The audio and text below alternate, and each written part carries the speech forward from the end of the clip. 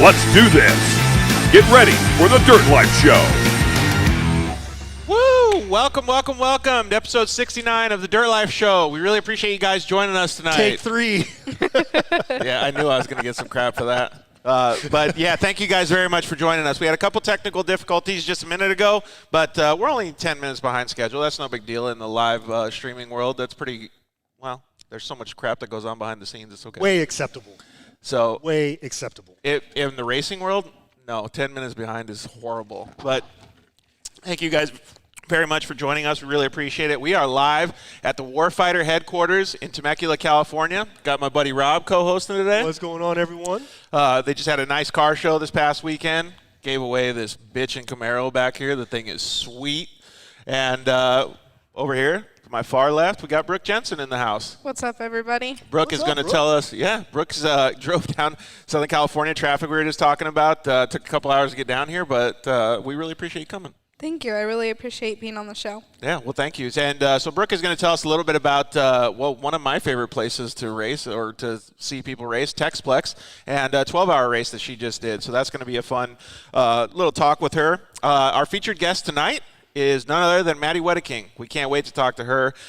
We were just talking about a little bit before when we were having technical difficulties. We were talking about interviewing all these awesome young women racers that have been hitting the scene in the last, we'll call it maybe 5 years. I mean, there's girls all the time, but in the side-by-sides, all these young women are jumping in. Man, it's pretty cool, Rob. Absolutely. I mean, and it's even better that, you know, they're all supporters of Warfighter Made and the veterans and everything, and it's, you know, I love it. It is pretty cool. And to see how many actual, you know, people came out to your car show on Saturday was pretty amazing, man. Yeah, we had our 6th annual open house car show, and we did a vehicle reveal, this 67 Camaro for a combat wounded soldier by the name of Robert Dickey, a.k.a. Rob 5.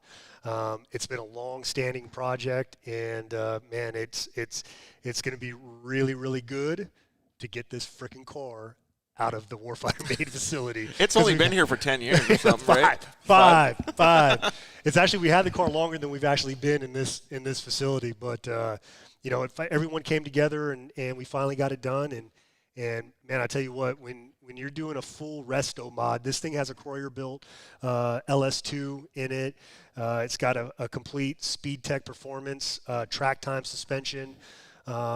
It's got a Dyno Trans built 6L80 6-speed automatic transmission, HRE wheels, Michelin tires, TMI interior kit, and all that beautiful paint and body work was done by Lakeside Speed and Shine, which, just to add more issues to it, Lakeside Speed and Shine in Havasu, Arizona used to be right here in Temecula as JM Designs, and you know, he painted this car, moved away, and there was still some work that needed to be done, and just. So you had to drive to Havasu? I made 2 turn and burns. Really? Halima and I flew out there one day to drop the car off, and then like 5 days later, I drove out there by myself just to grab the car and bring it back here. So, dude, that's super cool, though. The effort that you guys put in. And I want to talk a little bit about the support mechanism, because you had so many people out here supporting all of the stuff that you've been doing.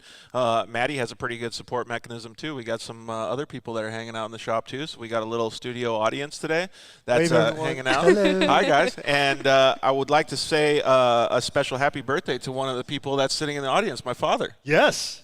George, happy birthday. So it's how old are you, George? Just turned 21. I was going to say, you don't look a day over 19. Yeah. So I want to say happy birthday to him, and I also wanted to say happy holidays to everybody. We already did our 2020 wrap-up show last week, but thank you very much for everybody tuning in, and happy holidays to everybody this week, because Christmas is at the end of the week, and everybody's going to be celebrating with their families and having a good time. So happy holidays to all you guys. Please send all your wishes to your guys' family, and come join us and have some fun with the girls tonight. It's going to be a good show. So, like I said, we're at the Warfighter Made Headquarters in Temecula, California, and the Dirt Life has actually moved. We used to be located in Arizona last week. Did you know that, Rob? Where are you at now? We live in Temecula now. What? Yeah.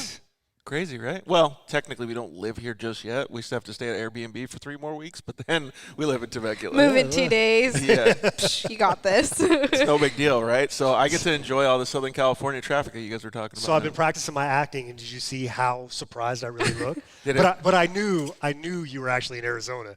Yeah, Because I did my first episode in Arizona. Yep. So you knew that, and you also gave us the realtor, Kristen. I did. Danny's wife. So it was pretty cool, man. All of the support that we were. Yes, Danny's wife. Yep. Danny wishes.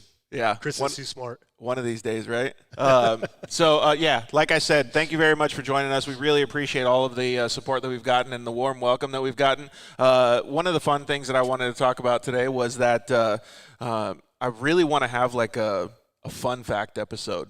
So the communication that Brooke and I had, the communication that Maddie and I had leading up to the show this week, it was like everybody was figuring out new stuff about each other, but in a way younger way than you and I would do it. Like, we're old, so it's we are old. Yeah, so it's like, oh, hey, yeah, I know you're not that exciting. But, like, when they have something going on, it's exciting, right? Yes. So I wanted to tell a fun fact. I'll start it off. And anytime, if you have a fun fact in the conversation, interrupt and tell that fun fact. Fun fact. I got it. Fun fact. All right. You got any fun facts, Brooke, before I share mine? I think you should go first. Okay. So my fun fact is I've never eaten a piece of steak. That is not a fun fact. You've said that on the show plenty of times. Yeah, but it's a fun fact for everybody else other than you. No, everybody that watches the show. It Look at Aaron. Aaron's like, I've heard that a million times. He doesn't believe it because Aaron has never seen a steak that he didn't like.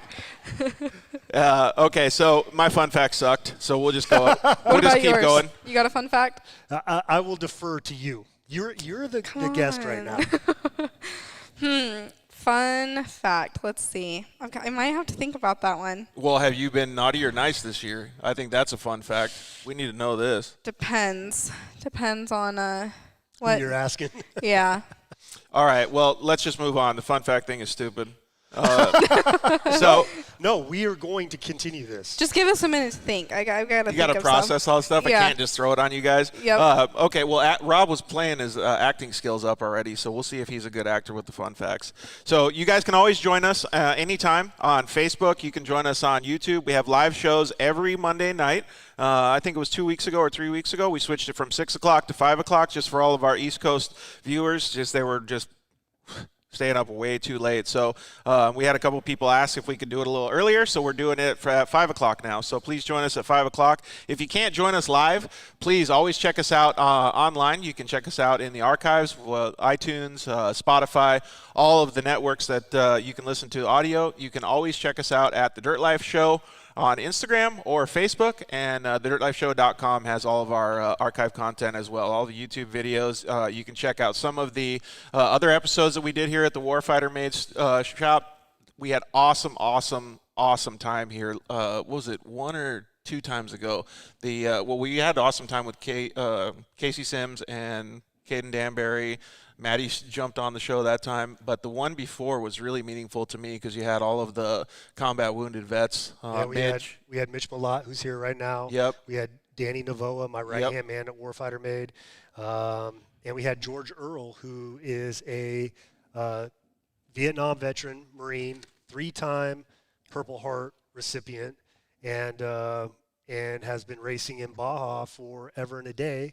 And then we invited him to race our Danger Ranger in the Lucas Oil Regional Series, and he put a whooping on that thing, and then we had to start building Danger Ranger 2.0. Fun fact, George Earl destroyed Danger Ranger. It sounds like you had a couple other things that you were talking about earlier today. There's some vehicles in the studio that just get destroyed because all of the Warfighter Made, all the Warfighters just go ham on them. Yeah, absolutely.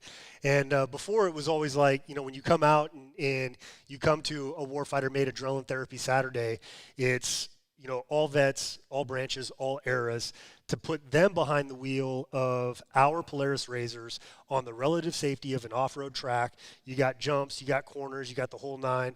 And some of those vets just go out there and absolutely lose their mind. Fun fact, I went one time, and I was blown away by how crazy those dudes get. Fun fact, that time you were there, Rob Mack was there. Yep. And I would not ride with Rob Mack. Why not, dude? I got to go with him, and it was sweet. I am a horrible co-dog. Really? And yeah, because I'm such a control freak. Brooke, would you ride with him?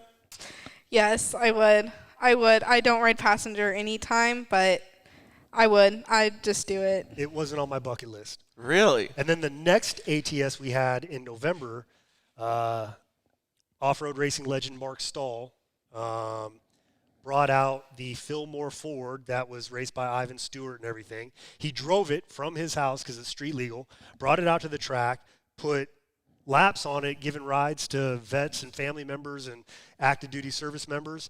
And then right when he was getting ready to put it away or drive back home, he's like, hey, Rob, time to jump in the hot seat and go for a ride. So as I'm crawling into the Fillmore Ford, there was probably a 9-year-old girl sitting next to me. And I was like, well, shoot, maybe this will be work in my favor, because if she screams or if I'm screaming, I can just blame it on her. And of course, Mark comes around. We do 2 laps, comes around the second lap, and puts that thing on the bike so freaking hard. Really? Yeah, and he puts it down on my side, so I'm staring at. Do you reach out and touch the ground? Oh yeah, without a doubt. And so he's saving it. We drive way off the track before he finally is able to set it back down, drives back on, and I'm like, thank God that was the second lap, because we're going to pull back in. And as we start getting near the track exit, he's like, I got to redeem myself. Let's go around for another lap. That's never good. I am That's a never horrible good. co-dog.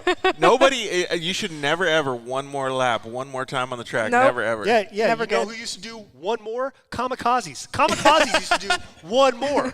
How'd that work out for them? Not good. I thought she was going to come up with a fun fact and be like, fun fact, I've bicycled it before, and tell us about one of her fun facts. Fun fact, I do love riding the bike. Really? Oh, yeah. I love just, like, the control that you have to either, oh, no, or, oh, yeah. Do you freak out when that happens, or do you just like? I just like controlling it. Nice and easy? I like having that feeling on the steering wheel. That's what I'm talking about. Is there ever really a freak out moment while it's happening?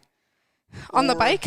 Period. Anything that's like, is there a freak out moment, or do you settle on your lid, or you drive out of it? I think it depends on and how then much. all of a sudden you're like, oh my God, that could have been really, really bad. I think it depends on how much natural instinct you have. Yeah. Yeah. I think that moment is when you're rolling and your visor goes up, dirt goes in, and you can start tasting it. Is when it's like it went too far. That it is went too surreal. far. I have another fun fact. At the last Adrenaline Therapy Saturday, we had an active duty corpsman take one of our RS1s, go a little too hard off of a kicker jump, and it pitched him sideways. And to try and get it back onto the track, he cut it too hard, threw it up on the bike, and didn't really. I could just, as I'm watching it happen, because it was the slowest rollover ever, I can see his thought process, like in a thought bubble above the machine. Like, did Rob say turn away from it or turn into it? And then finally, it just slowly rolls over. Nice. Right? So we get out there, get it flipped back over. It bent a radius rod, whatever the case. Got the machine off the track. He was okay. Went back to a live track, and as soon as we went live, another Marine, the only female reconnaissance Marine that's ever been in the entire Marine Corps, she then goes into a hard left-hander and slams that thing on the right side. Oof. Pops in an RS1, pops off the radiator hose. Really, then we had to like rob everything. That's a lot of force. Yeah. Then we had to rob everything off of that machine and put it on the machine that the corpsman was driving. And the other fun fact, that machine, that same machine that Alexa Barth wrecked, a male soldier was driving it, wrecked it, tweaked the cage, which was a Concept Distributing cage. Al Macbeth at Concept Distributing immediately sent us out another cage, but it comes from Canada, so it's got to go through the whole rigmarole and everything. We get that thing installed, take it out to the track. First time back, Alexa slams it on its side. Yeah, the cage was fine, but it's almost like Al. It's like all the wrecks that you've been in and everything. It's that juju is all over your stuff now. Maybe he should sell them with extra training wheels that come off the top. That way it could like protect people from rolling over. Make like a round cage all the way around it, past the wheels, so whenever they roll it, hey, just so like, I got to give a shout out to our sponsors. So think of a fun fact of the last time you crashed. Think about that. See if we can come up with something. So thank you very much to you guys, like I said, for joining us. You guys are our lifeblood. We can't do it without you guys. We've been getting some pretty good numbers, so we really appreciate you guys joining us either on social media or with our live feeds, Facebook, YouTube, and on iTunes and on that as well. So we want to thank all of our sponsors as well. Shock Therapy, those guys have been on board since day one, man. Justin and all those guys over there do such a great job. Man, he actually took me, and I flew my first helicopter last week. Did you really? Yeah, that was pretty cool, man. How'd it feel?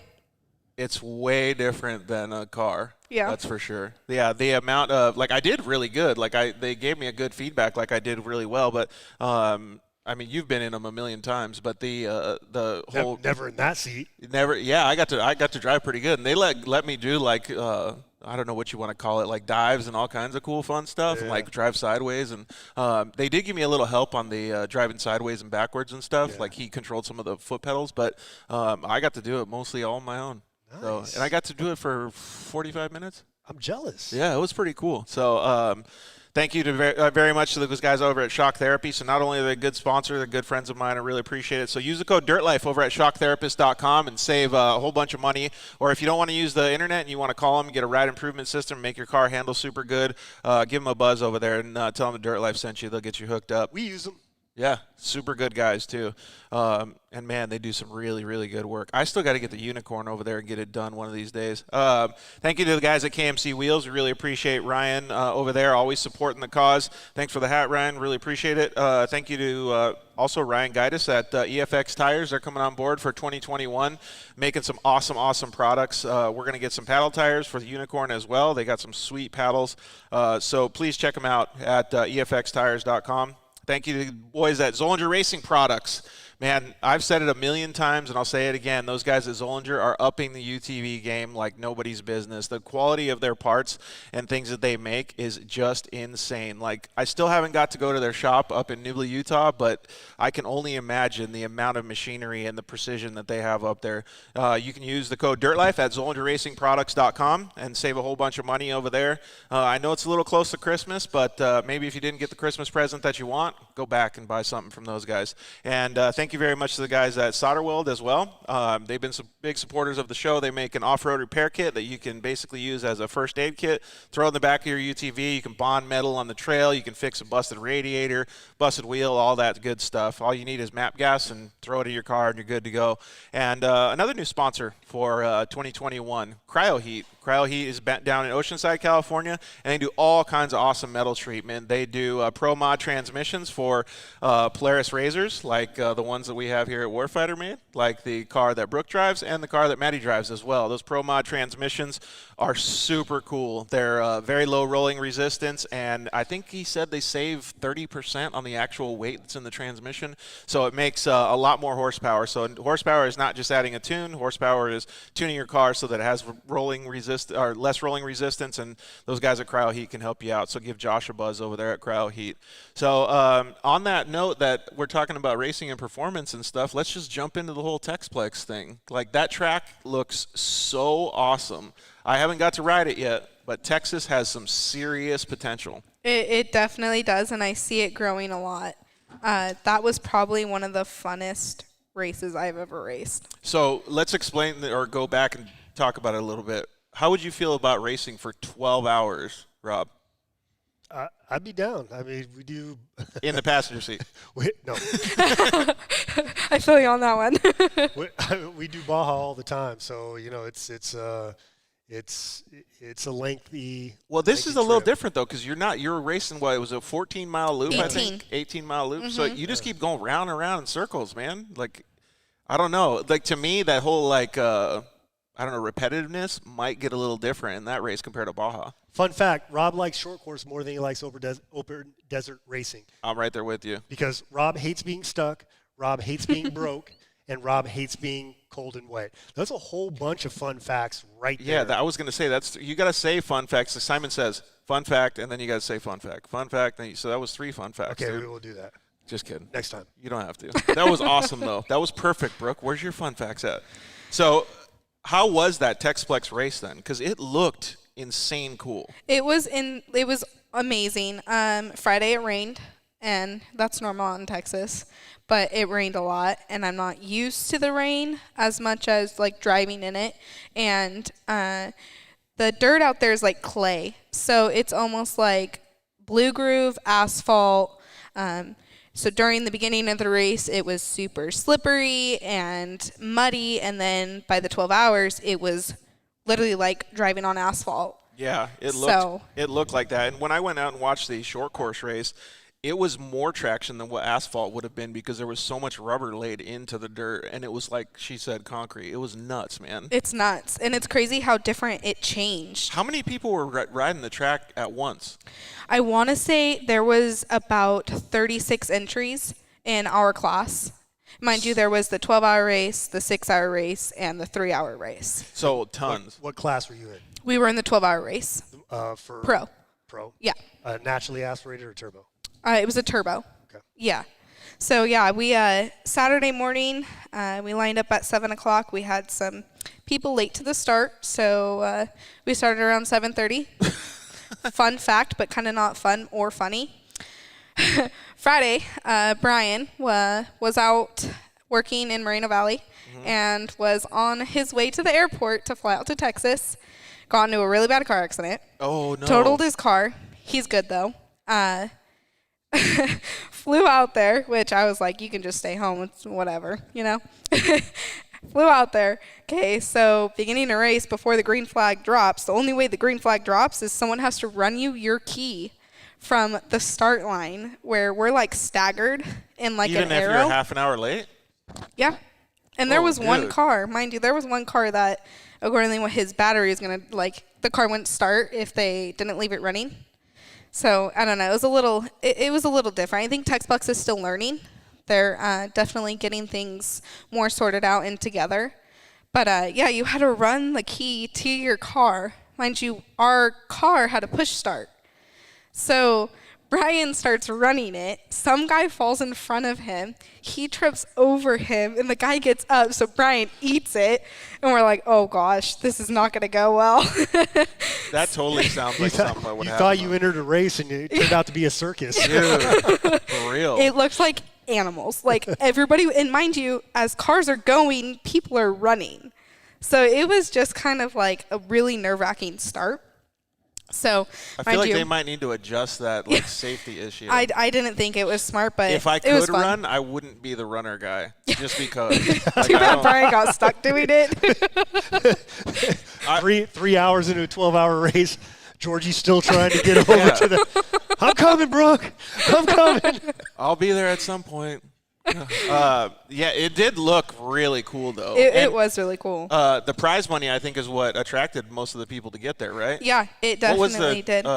What was the pot? I want to say for first place, I want to say it was either 20 grand or 30 grand. Holy smokes. It was It was good. 50 grand payout altogether for first, second, and third. For a UTV race on 1 weekend, Yes. 1 day. That's bitching. They're It doing was it. wild. And there was a lot of good teams out there. It We've was talked good about it a competition. million times, but, dude, the UTV scene is just blowing up. It It's is. so rad. It really is. Without a doubt.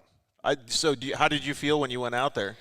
It was my first time driving the car. The car had 30 miles on it, so it was brand So new. you didn't bring your car, you drove somebody else's? Yeah, I drove somebody else's car. It was a turbo Can-Am. So never been really driven a Can-Am. I've done it once, and it was for like 10 minutes. So I was really nervous about that, but I was also excited because it's something different.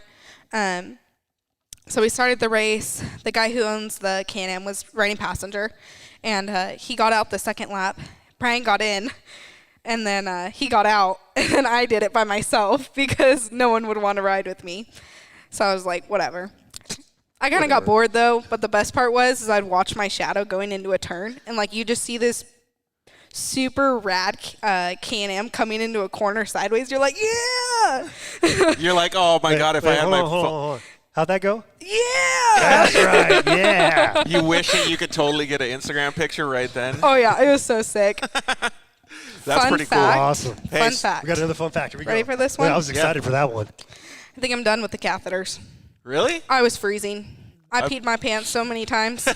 I was so cold. It was like 40 degrees. Everybody's dressed like they're in Antarctica. Yeah. And it was like warm at first. And it was like a heater. And then it was like, oh, no, that's cold.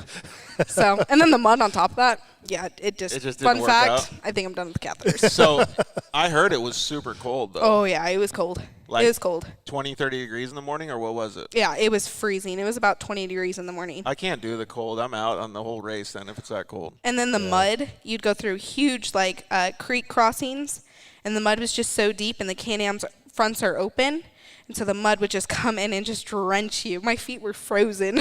That would be like one good time to have a YXZ because there's so much heat coming out of the center Right? console. Yeah. Well, we had a couple people chime in already online. So Lena Lou, thanks for saying hi from Rimrock. Cesar Ortega says happy birthday to my dad. That's pretty cool.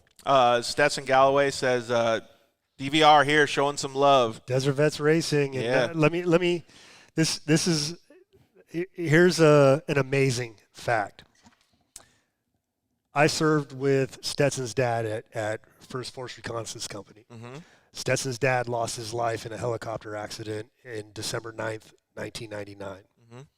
And a few years ago, Stetson's mom, Holly Galloway, reached out to me or reached out to a bunch of us and said, hey, we're Stetson's trying to get in the military. He needs some stuff. And so all of us kind of came together, and Stetson was able to join, did an honorable tour. And at the UTV World Championships this year, I'm over at Desert Vets Racing DVR talking to Mike, the president of it, and he introduces me to Stetson. And he's like, hey, Stetson, this is Rob from Warfighter Made. And Stetson's like, yeah, I know who he is.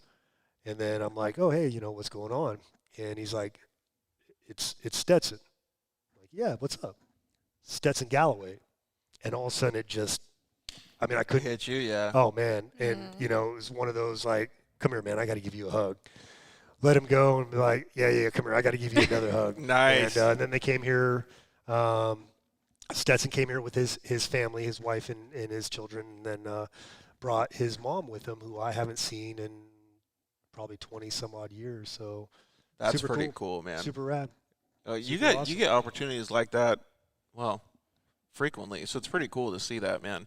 And it's neat to see that everybody comes back around full circle to, well, reunite, I guess you could say.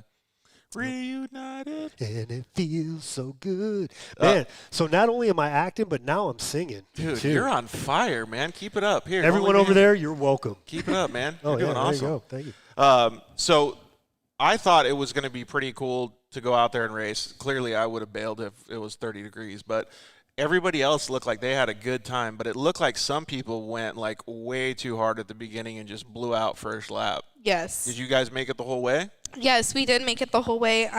The owner of the car, Shane Paxton, he's kind of like a short course driver, so he wasn't really sure about driving more than 30 minutes than what he's used to.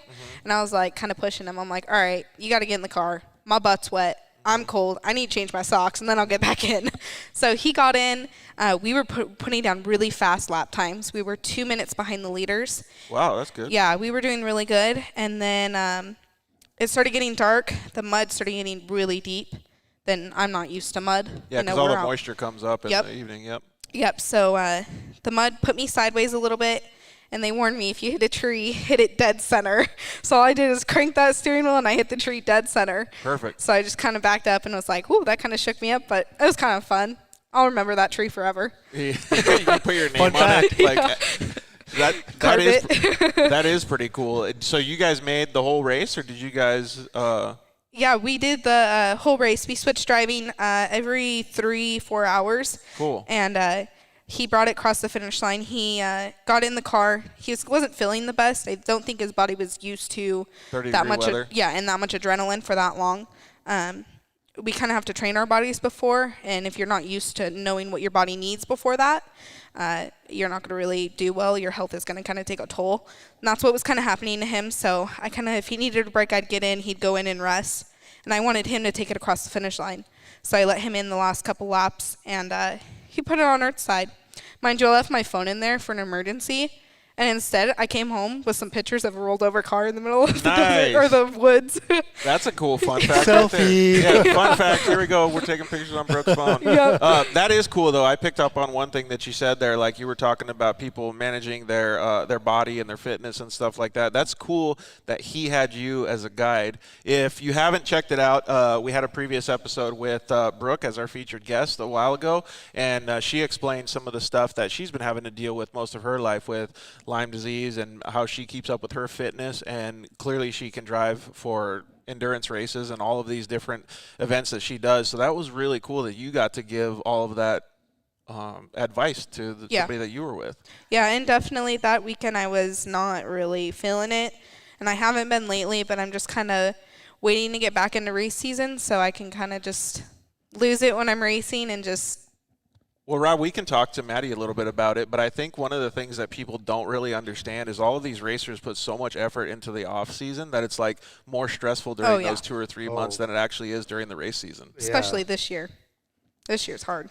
And then something that Brooke just said is, kind of what we at Warfighter Made do for Adrenaline Therapy Saturday, and it's, when you're focused at something, when you're behind that wheel and you're throwing it into a corner, you're getting ready to hit a jump, it's a relief for veterans. It's our invisible injuries, our stressors, our triggers, so on and so forth. But it's also, how many times are you doing something and you're like, oh my God, I'm paralyzed. It's like, it's the furthest thing from your mind because you're focused. So what we're trying to tell people is that is your opportunity to feel normal.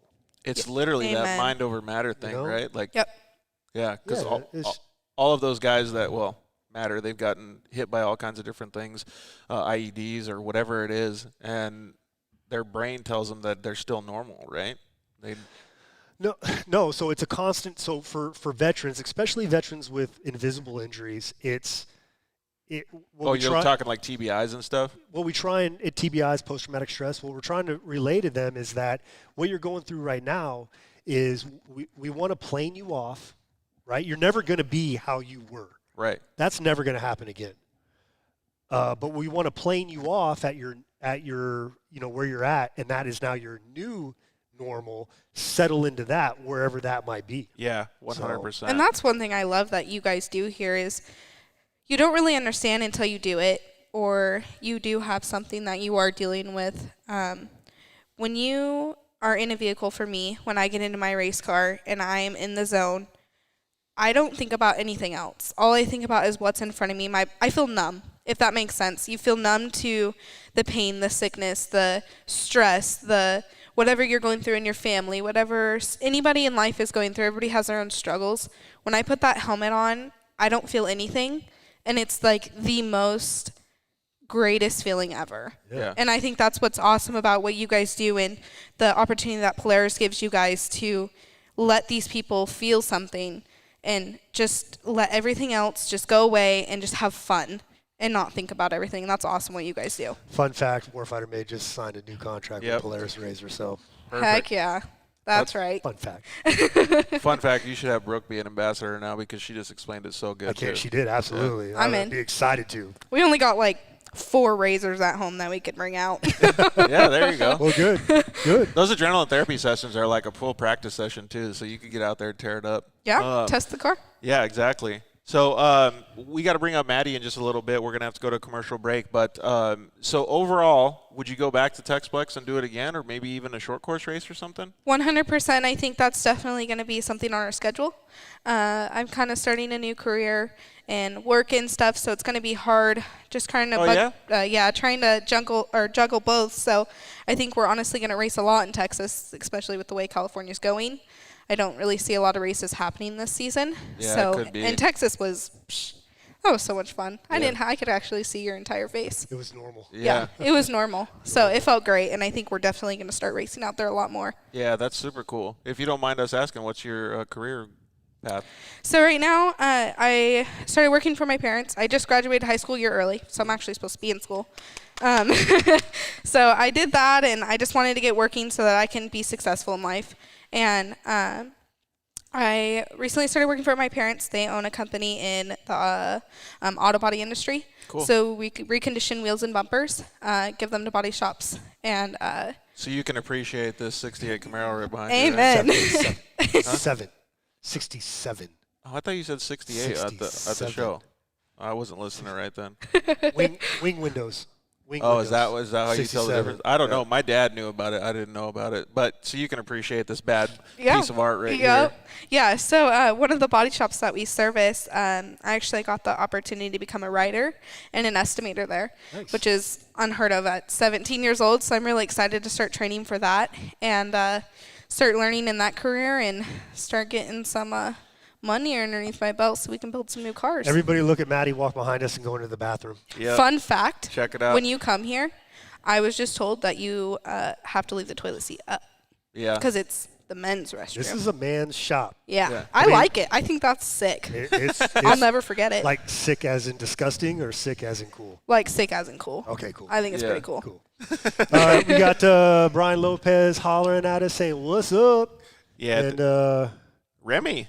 Brian, Hey. I'm waiting for Brian to actually give birth because he's like 4 years pregnant now. Hey, so he was teaching me some new barbecue skills. Like, I need to up my game. You should see the stuff that he's been cooking. So it looks like your mom's chiming in, too, saying, Back at home. hi, Brooke, we love you. Yeah, Ramon says, hey, you made it. Well, thank you very much for helping us move out to Southern California, Ramon. We appreciate it. Well, hello from Pro Eagle. So Chuck Foreman says hi. Coolest jack in the world. Those things are pretty big. We got all of our Pro Eagles right over there. Crap, I should have set up a camera. Chuck, you love should have those gave me a things. forewarning so I could set up a camera angle. We could have shown your products, man. Shannon Fry says, go, Brooke. You're amazing, Uncle Shannon.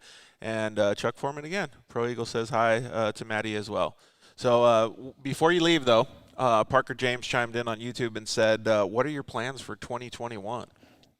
2021, I think, is going to be a tough year for everybody.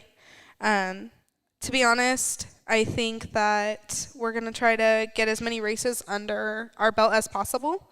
I think that Texas is going to be in our schedule a lot. We're going to be racing the same turbo car. Definitely put some winnings under our belt. The car is torn down completely. We tore out like 10, 20 pounds of wiring.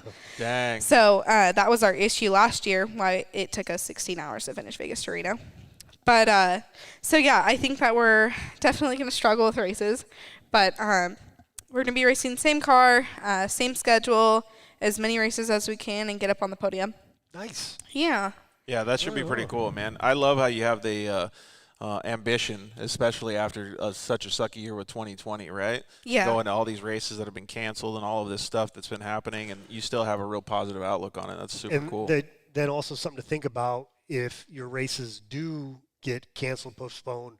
What are some of the things that you're going to do to stay in the limelight, keep your sponsors happy? You know, have you thought about anything like that? Yeah. Or put No, some thought behind it? definitely. I've definitely done a lot of writing some notes down and new ideas, and I think we have a lot lined up for 2021, and new partnerships and hopefully we can get some new events going. I think we have a lot lined up, though. Hey, I have a specific question because it's been so hard for everybody. Like, did you guys have to pivot and adjust the stuff that you were doing in your racing program to be able to get, like, new sponsors, to make sure that you were still keeping racing, to make sponsors happy? Because, like, everybody was having trouble with that. It's definitely hard, and I've honestly spent a lot of money on a lot of new promotion ideas because you want something that stands out, something different, and you have to stay on top of it. So I wrote down 5 pages of all these companies in off-road, and I sent my resume, my partnership deck to every single person, and I stayed on it. That's one thing that you have to do. You feel like you're bugging them, but you're not. You have to stay on top of it. Don't you want someone who's coming towards your company, hey, I just wanted to check in. I didn't know if you saw my email, rather than someone's like, You didn't see my email. Yeah. So definitely, for anybody that needs help, I just try to stay like it's normal. Yeah. Try to keep up your Instagram. I know content's hard to get out right now, but and the Do you guys do emailing like helps. performance reports and stuff? And I'm not talking about just like racing performance reports, like, because in fact those aren't that valuable. But performance reports, like I went to 20 events this year. 10 of them were like trade shows. The other 10 were races. And at those trade shows, we talked to 400 people. And those 400 people, I thought so-and-so was going to buy this product, so-and-so was going to buy that product, and give out those types of information back to your sponsors. Yeah, no, that definitely, that helps a lot. And I try to do a lot of race reports or kind of just check up with a sponsor that I haven't really heard from and be like, hey, how can I help your guys' company? Yep. Here, can we do a promo code? Here, can you send me some more apparel so that I can get a photo shoot out so that I can get the 10% off on my discount and help your guys' company more? Because it's hard. Yeah. And it's hard at the age, at 17, you really don't get what's going on in this world. And being in the business field, I kind of get it. So when you go up to a sponsor that you've had like, hey, you know what, I get it, you can do more this year. Let's just do what we did last year, and then we'll talk next year. I get it, the funds aren't there, you know? Yeah, we don't want to go backwards. Yeah, you don't want to go backwards, and sometimes the funds can't go forwards. Right, So. absolutely. That's such a good way to look at it. And that's why you have such a positive outlook, because you're staying ahead of the curve. Mm-hmm. That's awesome. My mind never stops. It doesn't. So do you sleep? No, I take ZQL. Same. ZQL? Well, I don't take They should ZQL, sponsor but- me. You think? Oh, yeah. What the heck is ZQL? It's like NyQuil without like melatonin? the sick stuff. So like you just go to sleep. Does Yeah. that mess with your Lyme? No, not really. I just kind of get like weird dreams. Oh, great. Yeah. Fun fact, we're not going to get into that tonight. The weirdness. Okay, so one thing that I wanted to talk about just before we go to commercial break, though, Rob, is what are the plans for Warfighter Made in 2021, since we just asked Brooke? So Warfighter Made, BF Goodrich Tires just signed on to be to continue its sponsorship of Warfighter Made's Adrenaline Therapy Saturday. Awesome. Sponsored by BFG. And so we're going to run 6 events out at Wreck Fence Off-Road Park, the same place that we were at That place was this super year. cool. And I can't say enough about that place. You know, the last time we were out there, Rod, who runs the place, went out and cut a little kid's dirt track. Just Really? So all the vets that bring their families out there, How cool. they have something to go do besides just ride around with Maddie or Yeah, because I saw those kids were just jamming in the parking lot the whole time. Right. So he went and cut a little track for them, and I actually took an RS1 over there, and it was actually kind of fun. So you know, we got that, and then it's because the Lucas Oil Regional Series. You know, we have the Danger Ranger 2.0 that's over at B&R Buggy right now. Yep. Because that's done. You know, we used to put vets behind the wheel of that and let them enter into a short course race. So we're kind of up in the air. I've been told that somebody has kind of bought that. Yeah, word on the street. Yeah, we saw that short course might be staying alive. Right. So we're kind of, you know, hoping that that's the case. And, a super fun fact. Over in the corner back there, Warfighter Made has a Cheneth 3-seat light strike vehicle. Nice. It's basically a dune buggy that it's one of 8 that I actually used as a Force Recon Marine. Oh, really? In the 90s, yeah. And just by That actual one or one of the other? one of the 8. We're not 100. We don't have the records to say that this is the one that Rob took on deployment. Mm-hmm. But it's one of the 8. Dang, that's And sweet. So we're going to it basically came complete without an engine, but it was sitting outside for 20 some odd years. But we're going to try and enter it into the military class of the Mint 400 in March. That's going to be so awesome. sick. So how much work do you have to do? You have to hustle on it, or? It's we got a little bit of work to do. Now, Really? do you guys do that stuff in-house? We do as much as we can in-house. There's some things that, like, you know, we're going to go with the Type 1 Volkswagen motor. Mm-hmm. We have guys here that can do that, but Gary Hogley, that used to own B&R Buggy, who my unit in the 90s actually hired B&R Buggy because these Cheneth 3-seat light strike vehicles aren't really in the military defense system. So my unit, First Force Reconnaissance Company, hired B&R Buggy to kind of maintain and do all that stuff. So Gary ran B&R Buggy or owned B&R Buggy for 30 years, which was primarily a Volkswagen type, company. And he's just like, you worry about what you need to worry about. I've got everything that revolves around the Volkswagen stuff. And there's plenty of stuff to work on. Like it had a bus trans in it. We took that out. Nice. Gary's like, when I had these, I had all Weddell products installed in them. So that went to a guy in Encinitas. Again, I'm not in the Volkswagen world, so I apologize. I don't know who these people are.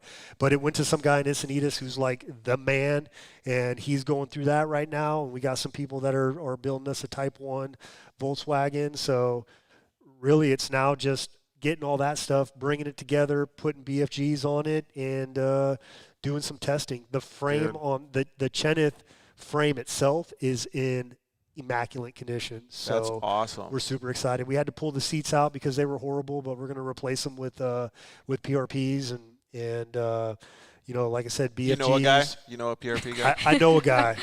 I know a guy. So He might be sitting over there. He's not. I wonder where he must be eating. That's where he went. He went to go get some food or something. Who knows? But Method, Method is a support. Another fun fact: we just got a deal with Method. Right on. And it was such a cool deal that it's not an exclusive deal. He's like, hey, I understand that you've been working with all these people for so long, and so on and so forth. But we just let me know when you need help, kind of thing. We just want to be a part of it. Wow, that's so cool. They are great people over there. They are. Yeah. So Method, we're going to run Methods on it again, BFGs, and then probably it's got old gauges in it, so we're going to go Autometers, a supporter of ours. We'll throw some Autometers in there, and then we're talking about actually getting a Milsim and Airsoft 50 cal to mount up in the top. And so just be blasting fools. When you see the Cheneth coming up behind you and you hear the beep beep or the chirp chirp and you don't move, be prepared to get a little extra something something. So instead of getting nerfed, you get airsoft? When we go flying by you.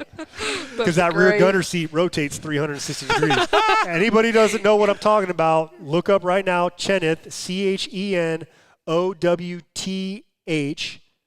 LSV, light strike vehicle. Dude. And you'll see what it looks like. And so the seats turn? The back seat turns. So so you have your driver, your vehicle commander, your co-dog. And then a gunner. Right? And then the gunner sits up high behind you. And then he's got a 50 cal, or when we were, it was a 240 Golf. But yeah, and then there's a mount for a gun behind you. Okay. So if you were trying to haul butt out of a situation, the gunner could spin around 360 degrees, mount that gun that was behind him, and provide you rear security. Dude, how sweet is that? Which then we were looking at it too, and anybody in the off-road world, we realized that the shoulder straps come over your shoulders, down the back of the seat, and mount underneath the seat plate. Ugh. And talk about some spinal injuries thing.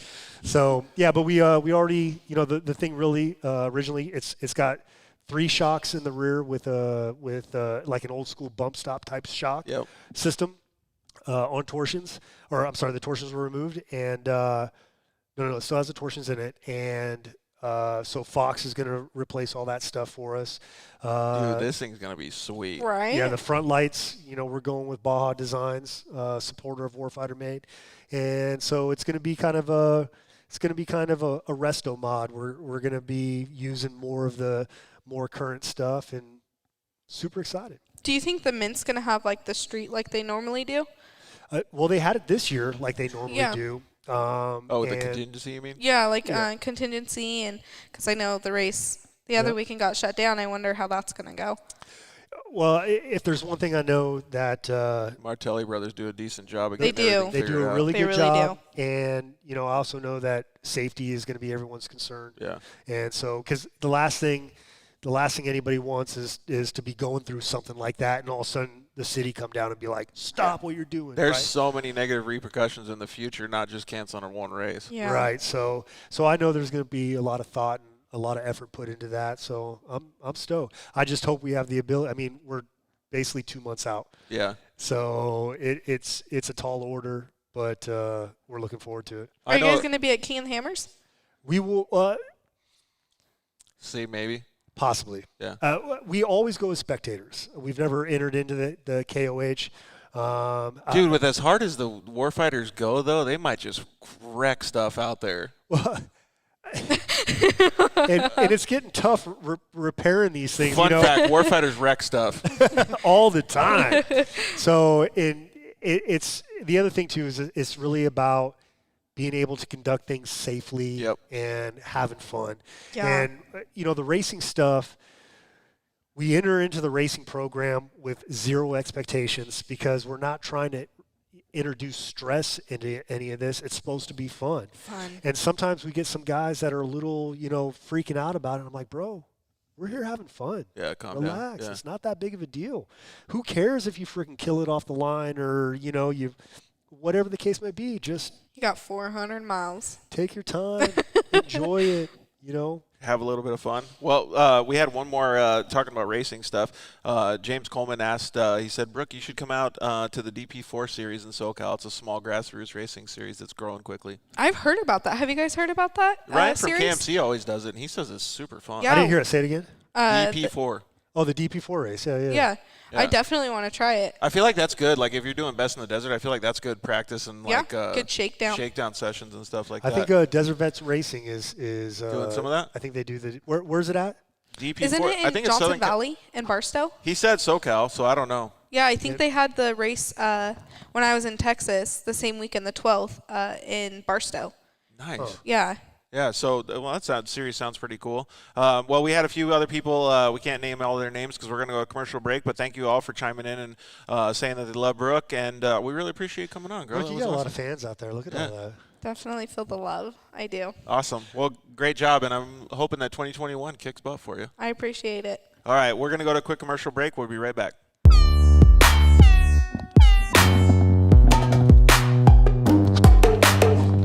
Hello, I'm Justin, the founder of Shock Therapy.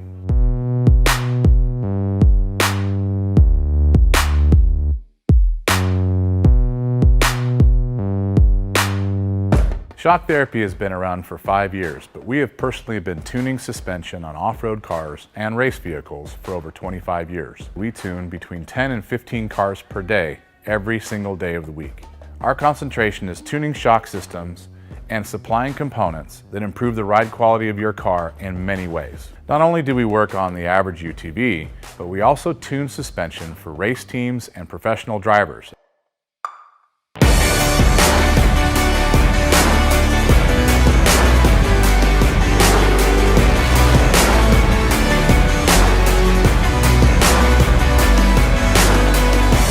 We currently tune for over 87 race teams in Best in the Desert and Score. Our clients and race teams rely on our suspension components to allow them to win races and keep them safe. Suspension is a moving target. We are always trying to hit that target with every customer that we work with. Each customer's needs can be different, and we tune our kits accordingly.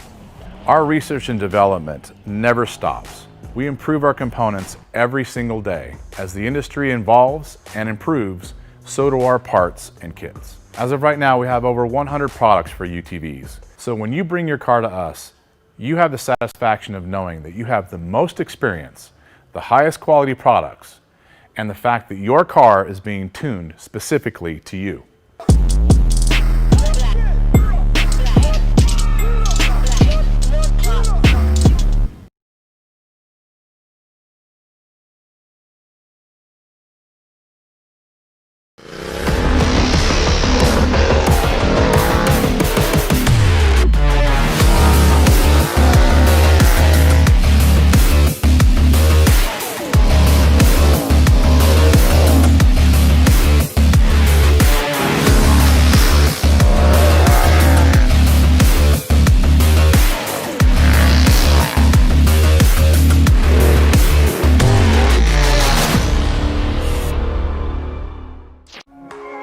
Zollinger Racing builds the best aftermarket products available.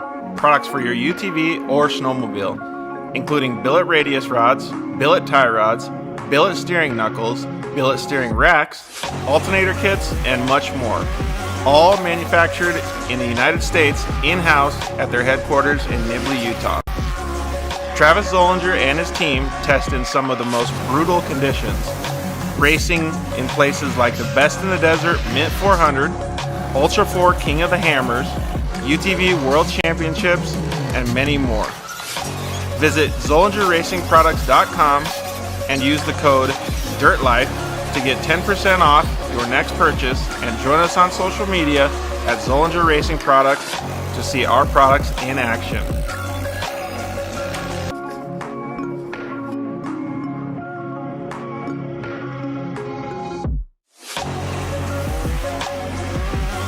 Zollinger Racing, the best products, period. Yeah, finally, we got Lance from Solderweld in the studio. Thanks for coming down, bud. Hey, why don't we just record a commercial now? Yeah, why not? So good to be here, man. It's been a lot. I've been trying to get down here forever, and I wanted to talk about the off-road kit. Dude, I love those things. I got it in my pack. Yeah, we're running hundreds of vehicles now running them, whether it's a UTV or some guy's got it in a backpack on his motocross. He's got everything he needs to make a fix right there on the fly, out on the trail, or in the desert, whatever it is. Well, since I've already used one, I kind of know what to use it for, but explain what it does. All right, so let's pull one out real quick. You've got your aluminum rods. Remember, they're rods, right? So, light torch, small torch, you can throw it in there or throw it on the rig with your flux. It decontaminates and cleans like, let's say, a radiator. You get a random rock chip runs through as you're racing. You get a rock chip in a radiator. You got to fix it right there or you're out of the race. You can patch it up. You can patch it up. It's all good to go. Yep, just like welding. Yeah, also as well with that, you've got a brake line fix. So with your flux, you can fix a brake line, stainless steel, and then your hot block, heat absorption putty. So it keeps you from getting burned, number one, as well as keeps the heat from traveling. So it's really nice. I've used this not even to fix anything, so that stuff works so good, man. Listen, it's easy. It straps in nicely so that you have everything you need in one little place, and you don't have to carry a big bag in it's the like a first truck. aid kit for your vehicle. Yeah, Chase trucks have it as well, so that if they need to make a fix on the fly, they can get it done and get it done quick and get you back in the race. Dude, those things are so cool. All right, so it's at Solderweld on Instagram, Facebook, and solderweld.com. Awesome. All right, thanks, bud. Appreciate it.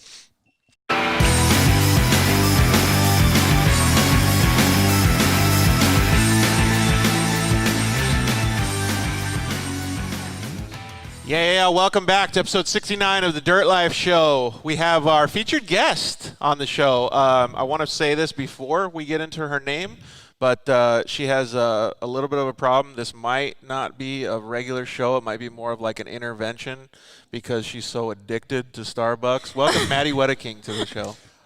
Thank you for having me. I'm afraid to even look at it because So Maddie's a female off-road racer. She's doing very good. She's just starting her, she's kind of in the middle of her young career as an off-road racer. She drives a Polaris RZR. She does a very, very good job, just like Brook Jensen does. And we really, really have been following you a lot since the last time we met here at the Warfighter Made studio. And it looks like you're doing pretty good in your, quest to be an off-road champion. Yeah, ever since we talked last, I got a new car, a new 4-seat car, so I'm pretty excited about that. Really? Yeah. Have you guys dialed it in yet, or is it just stock? No, we actually bought the car from Randy Romo. It's a 4-seat Holtz-built car, and it is dialed. Obviously, we've made some changes. We switched it from turbo to NA, so, now it's dialed. We just tested it a couple days ago, and I'm excited for the season to start. How did it feel first day? It was crazy. So the very first time I drove it, I actually raced a DP4 race, my very first time, and it was awesome. We actually took the win. Oh, so you already know about DP4. Yeah, I do. I do. We raced it in Johnson Valley. That's pretty sweet. How was it then? Was that race cool? Since we just talked about the DP4 stuff before the commercial break. Yeah, it was super cool. It was really tight, really technical. I've never gone in reverse during a race. That was my very first time. They don't release the GPS coordinates, and they don't let you pre-run. Oh, really? Yeah, so I was first off the line in my class. Wait, what do you mean go reverse during a race? I'm like, what? Just wait. Fun fact, you go reverse in a race? Fun fact, I went in reverse. No, so they don't give you any of the coordinates, and you're not allowed to pre-run. So I was first off the line. And you have zero idea where you're going? I have zero idea where I'm going. I'm the absolute worst with directions. Any sense of direction I do not have. So I got lost multiple How times. hard was it for you to find Warfighter today? I had directions. Duh, she rode here with her dad. Oh, speaking of your dad, I wanted to say thank you very much for all you guys helping us unload the U-Haul truck. That was pretty awesome. Yeah, you're welcome. We knocked that one out pretty fast. Dude, so I told you, I texted you, and I was like, I think we get done in a couple hours. It was like maybe 20, 30 minutes.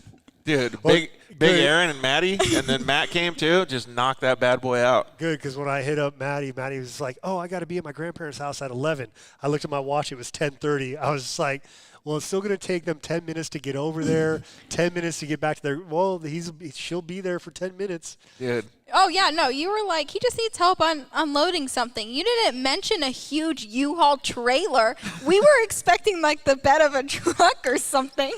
Matthew Lasher, did that text not say U-Haul? Who knows, man? Yes, it did. Thank did? you. Yes. Okay. I obviously didn't read. Well, thank you guys very much for doing that. It shows that how awesome the side-by-side community is. So she's going to be our featured guest, but she's still not too good to unload a U-Haul truck, man. Pretty sweet. So you got some pretty good friends, Rob, so thanks for lending your friends to us I as well. try and tell everybody you can tell a lot about yourself by the friends you keep. So if you got really good friends, you're probably a really good person. Yeah, exactly. I mean, Maddie doesn't really count, but her mom and dad, her boyfriend, solid people. Everyone else besides me are just great. Even her little sister is way better Really? than Madeline. Hey, so we might have to wait till your dad comes back, but I was going to ask, I'll just ask you, how is it dealing with such a hard addiction for your family when they have to, like, understand that you have to have Starbucks so many times? Well, it's perfect because I just leave early, or we take 2 separate cars wherever we go because I have to get Starbucks. So it truly is an addiction. It really is. I mean, like 2 times a day is fine. 3 is when it's like excessive. Oh, man. You know how rad her off-road program would be if she took that Starbs money and put it into her program? Dude, it would elevate like nobody's business, right? Just keep going and going. You know how much money Matthew could probably get paid for turning all the wrenches, doing all the co-driving? Probably. Yeah. Wait, what? Matthew What? just said, do people get paid? not if you work for Maddie because she's taking the secondary salary for Starbucks. So like I said, thank you guys very much for helping us do that. So we kind of want to figure out a little bit more about you today on the show. The main reason why we started the show, The Dirt Life, was because everybody at the track thinks that they know you, right? They think that they know you from social media, or they think that they know you as a racer or whatever it is, but they really don't. There's a lot that goes on in your normal daily life that people don't see. So how did you even get into off-road racing? Your family? Yeah, so my dad started PRP Seats. So I've grown up in the off-road industry my entire life, going to shows with him, going to races with him. So growing up as a little girl, I looked up to, Sarah Price, all the female racers, like wanting to be like them. Oh, wait, fun fact. Brooks just talked about the catheter stuff. Sarah Price has all that stuff dialed. She has like these powders, lotions, everything. So if you guys, Brooke, if you need any help with that, Maddie, if you need help with that going into the future racing career, she's your number one person. I bet you Kristen's got it. Kristen Matlock's got it down. Oh, too. I'm sure Yeah. Kristen's got it down. But Sarah was more than happy to talk about it for 15 minutes on the show. It's funny because it's not something as a dude to walk up. So in your long desert races, how do you use the bathroom? Yeah. Actually, fun fact, I remember the first desert race that she was getting ready to do. That Maddie was doing? And her dad and I were talking about it, and he was just like, she's just going to power through it. I was like, she's not going to use a diaper or nothing? Nope. She's going to power right through it. Yeah. Fun fact, I've never peed during a race. How long was the longest race you ever did? Vegas to Reno, 1 year we broke, so it took us a little over 12 hours. Jesus, woman. I would never be able to do that. I can go like maybe half hour. Well, it's just like, I couldn't pee myself. There's a lot of people that have problems. They have stage fright too. So, Yeah. all right, enough about peeing. So you guys went and started with what, a quad or something? Like, how did your dad get you introduced to it? Because if he was already doing it. I mean, we've gone to the desert since I was a baby. I mean, every Thanksgiving we've gone to the desert. And I was born on November 1st, so newborn in the desert. So he introduced me by, oh, welcome back. Aaron Wedeking, just Aaron, as Rob likes to call him. We got some food, dude? Yeah, he had to go get some food. So you got introduced to off-roading through your family. Yeah, we would go to the desert just to play ride. That's how we started off, and then Dad started PRP seats, and I mean it just blew up from there. We went to all the races, all the trade Was this like shows. around the time that side-by-sides were kind of starting to grow? No, that was before. Oh, okay. Yeah. And so I've always wanted to race, and then luckily when I turned 14, he finally gave me the opportunity to turn our Polaris RZR 900 into a race car.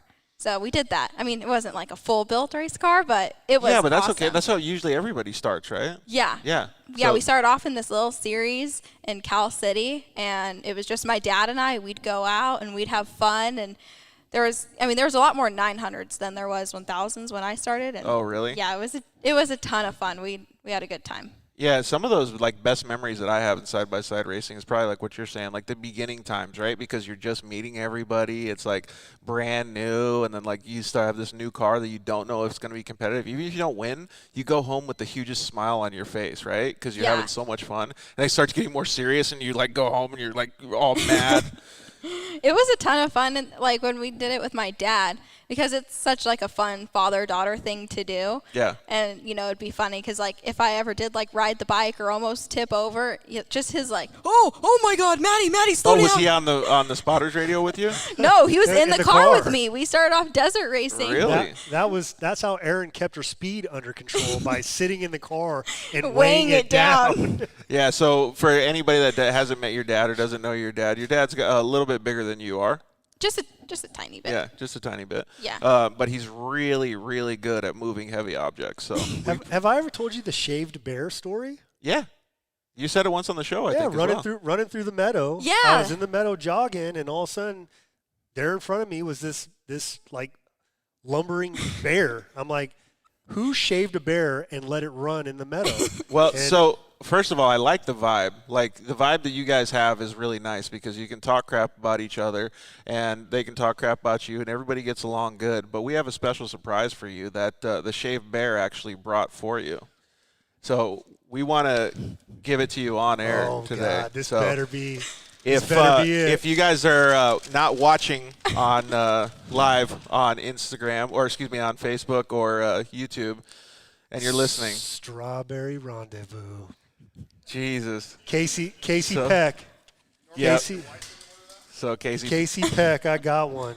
So we're gonna have Aaron come up in a little bit here and have a couple words with. Hey, with Ron, Rob, what'd you just say to me? So Rob has a fun fact for everybody. His favorite flavor of frozen yogurt is strawberry rendezvous. Wrong. My favorite Stone Cold ice cream is the Strawberry Rendezvous. Oh, that's right. That's what the question is. Favorite flavor of ice cream. Yeah, Strawberry Rendezvous. So, if you excuse me for a moment. It doesn't, like in my head, it doesn't match up. Like Strawberry Rendezvous is such a gay name for a strong military dude. Like Macho man walking Yeah. around with his little straw. I don't give a fuck. it does look good though, this dude. is Honestly, it looks really good. All I right. don't care. All Call me right. what you want. We're gonna do rapid fire later, but rapid fire right now. Starbs or Strawberry Rendezvous? Starbs. Yep. I guarantee he's picking strawberry. Oh, that bite was Saving big. some for later. Yeah, got some on his T-shirt. So thank you very much, Aaron, for surprising Rob with some Strawberry Rendezvous. What a nice gesture. Happy holidays, Rob. Hey, Ron, come over here. Tomorrow's my birthday. Tomorrow's Rob's birthday. Oh, perfect. There you go. Oh, that was perfect. So if you guys didn't see it, Rob has his microphone up, but they may not have shared some Strawberry Rendezvous ice cream. So We may or may not have shared some COVID-19. So we'll see what happens with your PRP seats if they're getting laced up different next week. All right. Well, thank you very much, Aaron, for getting some strawberry rendezvous. There you go. There it is. We got a delay on the feed, so Rob actually saw that. The angle was perfect too, because it almost looks like you guys were kissing. It was beautiful. I was trying to. Aaron's not down with that. Broke back strawberry rendezvous. So John broke back. John Lewis just said 2 drinks a day. Talking about starbs, $16 a day is almost $6,000 a year. Maddie Wedeking. You know how many people would love $6,000 a year in their racing program? I know one dude, Matt Lasher, that would like that. You know what? The math is a little off. Oh, here we go. It's 8,000 or 10,000 now, right? My drink is $4.25. You know what, Maddie? When we played Are You Smarter Than a Fourth Grader, I smoked you. All right? Didn't get the chance. What are you talking about? I tagged in before you. Whatever. I killed you, so no one's listening to your freaking math is wrong. All right?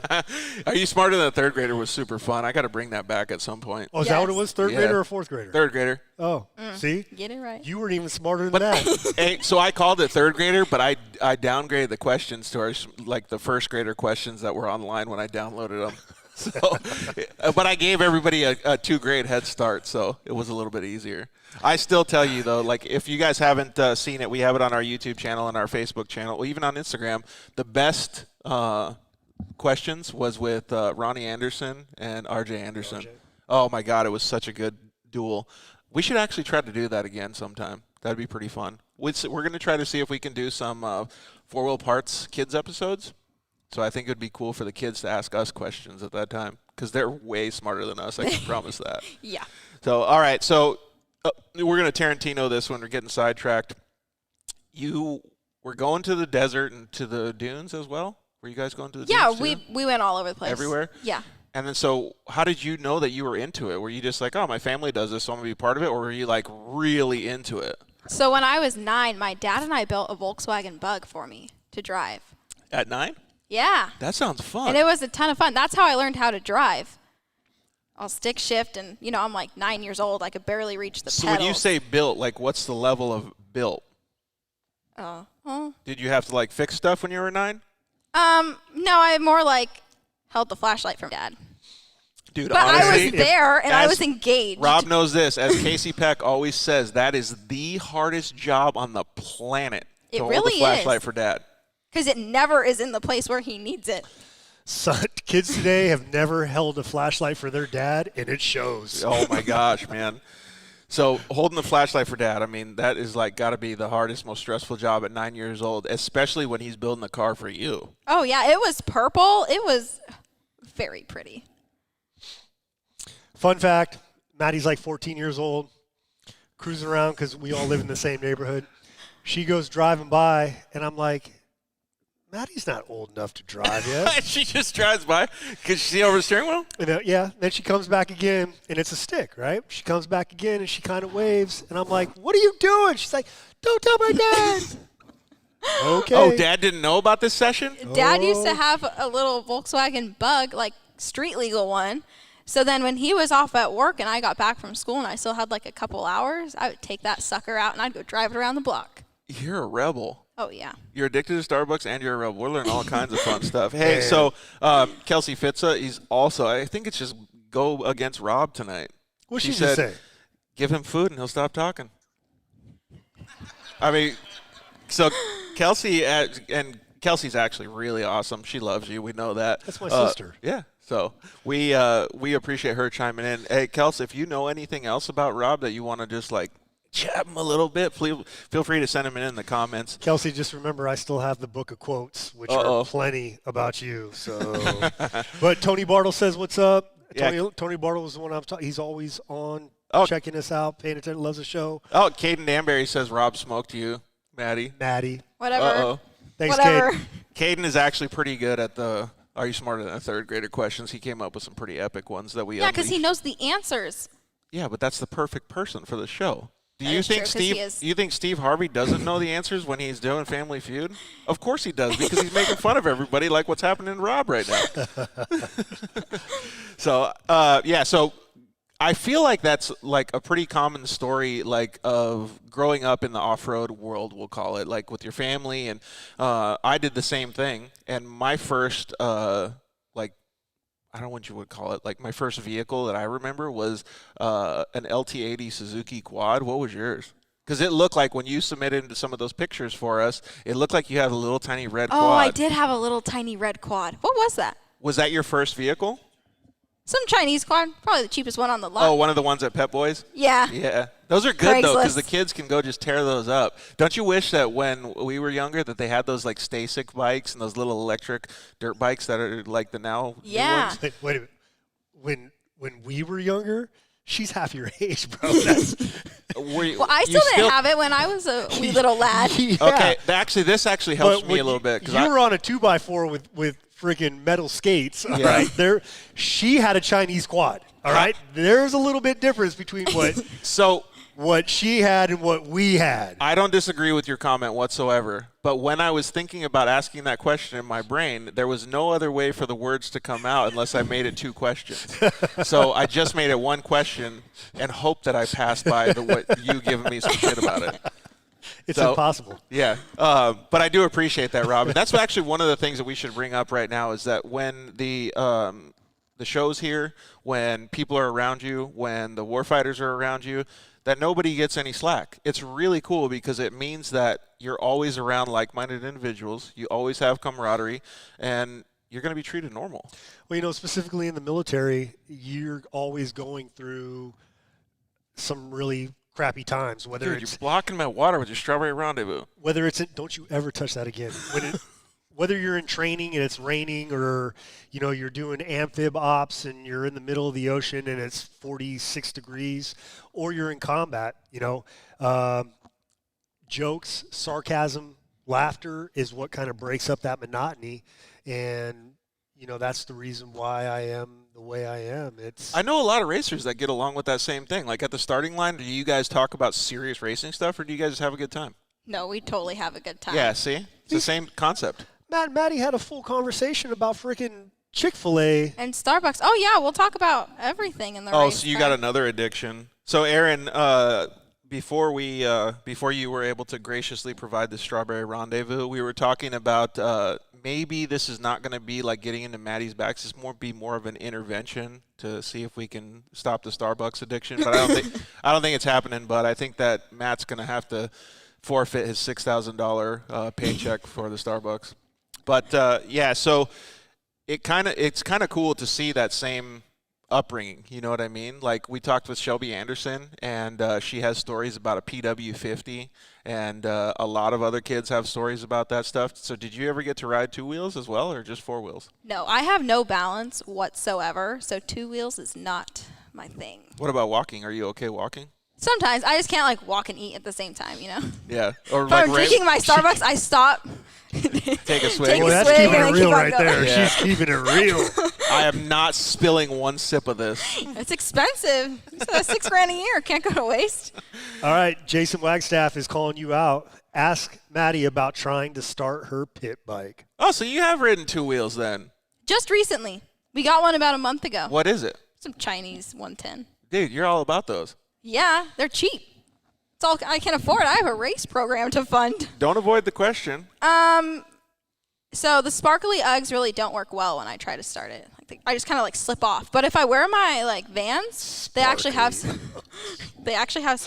traction to them, so I could actually start it. Yeah, you need a hard one. Okay, well here we go. So when I was young, we had the kickstart those really gnarly 2-strokes, and you would break your foot if you use the sparkly Uggs.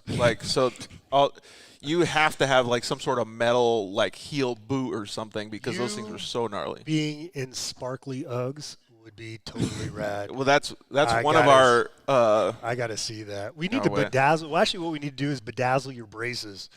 Yes. I used to wrap them when we were doing sponsored stuff. Yeah, they actually had quite a bit of stuff on them. I wouldn't be worried, care about that because I like unicorns, I like pink, I like rainbows, I like all that stuff, except for I don't do glitter because it just gets everywhere. So if it's a wrap and it's glitter, I'm fine. So we can totally do that. I'm in. How do you feel about teal and black camo? I'm down. All right, let's do it.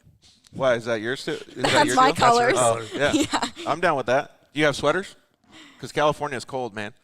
Perfect. So teal and black camo. What about something like this, dude? Something like my sweater that I'm wearing tonight, but teal and black. That would be pretty sick. That would be sick.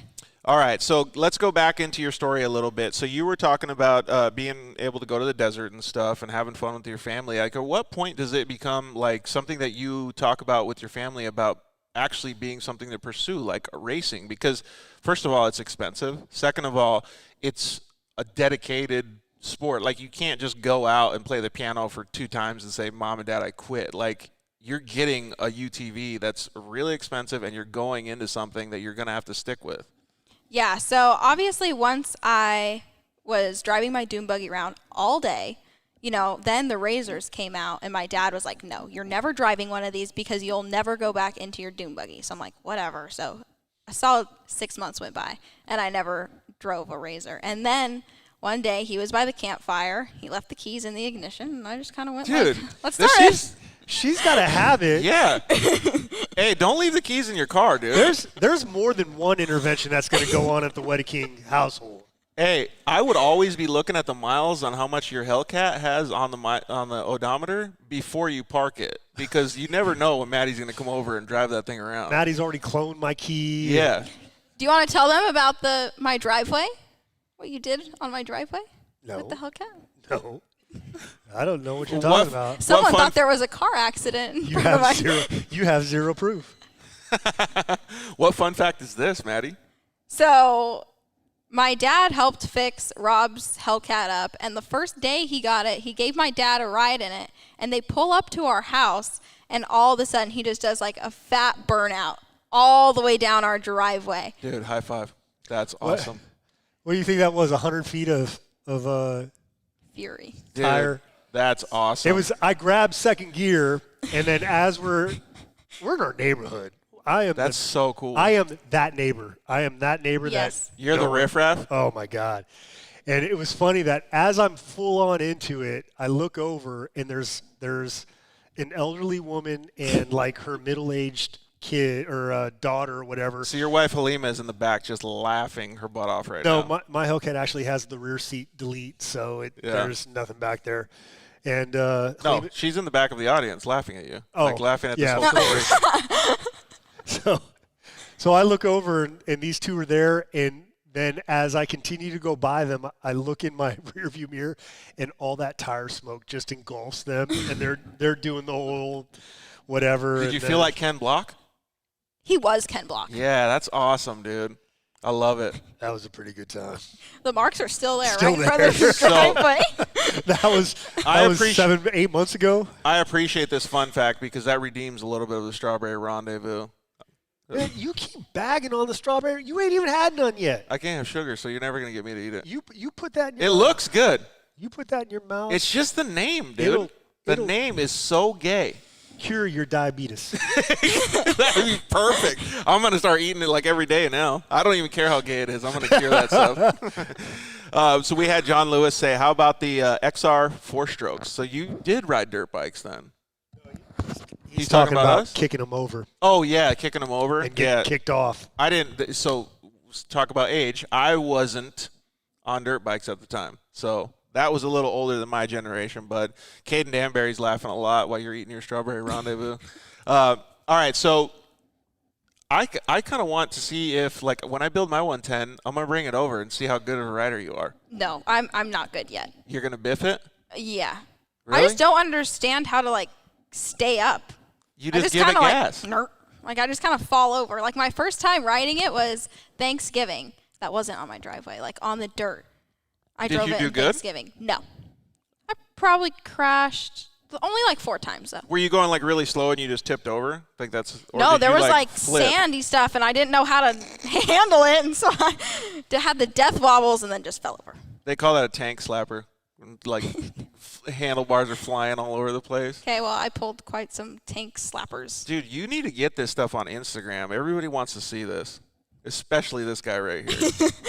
I'm sure. I'll have Matt take video next time. Yeah, I think those would be awesome. You have him do it while he's, like, riding a wheelie next to you and, like, doing all kinds of cool stuff. Yeah, he's just fine on it. He's just like, oh, look at me. I actually had to laugh because we're hanging out one night, and I get a FaceTime call, and it's Maddie, and we weren't home. And she's like, hey, what are you doing? And I'm like, we're at so-and-so's hanging out. She's like, oh, I was going to ride over on my totally sweet pit bike. She reminded me of Dumb and Dumber. Not Napoleon Dynamite? No. Dumb and Dumber when he comes riding up on that freaking old school freaking. Oh, yeah. And he's just like, I get 35 miles to the gallon on this hog. That's what it reminded me of. And now I'm glad that I wasn't home because she probably would have wrecked 4 or 5 times Just getting there. in the 600 yards that she had to go. So It was the first day. We'll dress her up in one of those like little blow up outfits so that way she doesn't get hurt. But I just need bubble wrap. The reason that I ask these questions is because I want to understand, like, I don't want to call it the new generation, but like a lot of the guys that were in my generation of UTVs were dirt bike racers that didn't make it or got messed up, right? And then they start racing UTVs and they haul ass like right away. But I want to be able to understand, like, you didn't really care about 2 wheels, and I don't think you still do by what you're saying. No. So when you get into a UTV, it's totally different mindset. Like, you're just like ready to go, like really prepared, everything. Yeah, so I started driving the Razors, and my dad and I started racing them, and then I started feeling more comfortable. But what I really like about the cars is that if I roll over, like, I won't get too hurt. Yeah. So I have a roll cage to protect me. I don't disagree 2 wheels, with that. not too much. I don't disagree with that statement at all. But I think it, like, whenever I think of it, I think of like handlebars and a steering wheel in my mind. They're kind of the same, right? They're just a control mechanism for whatever you're doing moving forward. But that's really interesting that you say that. It actually kind of blows my mind that because I would think that you're like, yeah, 2 wheels, no problem. No, I have terrible balance, and I don't trust myself one bit. How about a bicycle? I'm getting there. We just got mountain bikes, so Nice. my dad, Matt, what do and I you mean will go getting out. there? How old are you? Okay, you know what? Actually, None of your business. will you please answer that though, so our audience can know? I'm 19. Yeah, perfect. Yeah, so I could like do That's like my beach favorite number, by the cruisers. way. So like long distance high five. I'm ready for some sort of insult by you, Rob. He was thinking of something because He he looked was. at me and then he stopped. Yeah, so The wheels were turning, but nothing was there. So the whole bicycle thing, I really do think that this guy right here could help you out with that because I love riding bicycles, and I have a limo beach cruiser that we're going to be taking down that path that goes up Winchester all the time. There you go. So we can do it. You start slowly, and then like when you start getting into like your training effort and stuff like that for becoming a professional UTV racer, I can start helping you with that stuff on a road bike. That'll be pretty fun. I am so stoked that you moved out here. Dude, it'll be cool. That We're is gonna have cool, fun. man. Yeah. It's going to be awesome. And then we can upgrade. Like, Matt and I can both probably team up and, like, have you ride the pit bike and the CRF 110. So that'll be pretty cool. We'll get you a little bit While more you guys are tool on the from- bikes, like you guys are pedaling, and I'm just going to be on the pit bike following you guys. That's actually not a bad idea. Yeah. I like that idea. That way we can cruise. Or when you get your own pit bike, we'll all just go to the huge jumps and make you send it. Not there yet. Okay, well, I'm glad that you were actually out there, like, doing all this stuff. It really reminds me a lot of the times when I grew up, and maybe you can relate to this a little bit, Rob, is when you grew up around the ages of, let's just say, like 8 to 14 or so, did you have places where you could start practice driving and getting your skills set up? Yeah, so, I grew up in Sonoma County, and just where I grew up was right next to the Sonoma County Fairgrounds. And so it had a huge parking lot that was half dirt, half asphalt. And actually that's where I learned to ride dirt bikes. That's where, I would steal. The whole deal? I would steal somebody's car and then head over there and drive around. Fun fact, Sonoma County Fairgrounds has it has a horse track, and inside the horse track is a 9-hole golf course. Well, when I was a kid, probably about 13, 14, my friends and I used to go over there at night on the weekends, and we'd always look for the golf carts that the keys were left in them. And in this time, golf carts were all gas powered, so they would haul ass. And then, being little jerks that we would then find one, take it out onto the golf course, and just drive them around, rip up the greens because we didn't know any better. And I remember one time we found one that had the cage on it, the one that is out there sweeping up the golf balls and people are trying to hit and whatnot. And I'm cruising this thing, and my buddy Keith is with me, and Keith's like, "Hey, can I drive?" And I'm like, "No, dude, it's like this thing's really top heavy, and I'm just worried that you'd flip it." Yeah. As soon as those words came out of my mouth, we came flying off of this ledge, hit the ground. I cut it too sharp, slammed down. He comes crushing down on top of me. Now I'm pinned between the cage of this thing. He's on top of me. I can't move. He finally had to get up. Thank God he was Clearly a power safety lifter. was a huge concern at this Huge time. concern for us. Yeah. And he ended up picking that thing up and getting it off. Like of World's us. Strongest And- Man kind of picking it Oh up. my God, yeah, it was. Yeah, thank you, Keith. Do you have any fun fact stories like that? She used to steal her dad's bug when she was 14. and- I've had a ton of fun facts this entire time. It kind of sounds like she's a better driver than you, though, because she didn't have any Than crashes Rob? like that. I am That's not saying much. denying any of that. So, obviously, there was some love for off-road, and it's pretty cool to see that because your passion for off-road now is, like, undeniable. You want to go racing all the time, but what were all those, like, learning things that you learned? Like, maybe you could just give us one fun fact of something that you learned in the beginning of the racing stuff, had a smile on your face at the races, how important it was to win, how unimportant it was to win, like something that you learned right away before you started taking it as a professional opportunity. Well, when my dad and I first started racing together, we weren't doing it competitively. We were just doing it to, have a good time and just see how we did. It was fun to get all of our family So your together. dad didn't race before that? He'd raced one race before. Okay. But So other it truly than that, was a father-daughter experience. Yeah, it was new together. for the both of us, and I was so young that, That's awesome. it was a ton of fun. So we started off really, not taking it super serious, but it was fun because my grandparents would come out, my cousins would come out. Every time we would have a huge group of people that were just out there just to have fun and enjoy it because we all love off-roading. So it was always very fun in the start, but I still have fun to this day. That starting off and not being super competitive taught me, like, no matter what, at the end of the day, be proud of what you did, and if you finish, and knock on wood, I've finished every off-road race I've entered. So, yeah. That is actually fun pretty fact. good. There you Yeah. go. There's wood right there if you need to knock on it.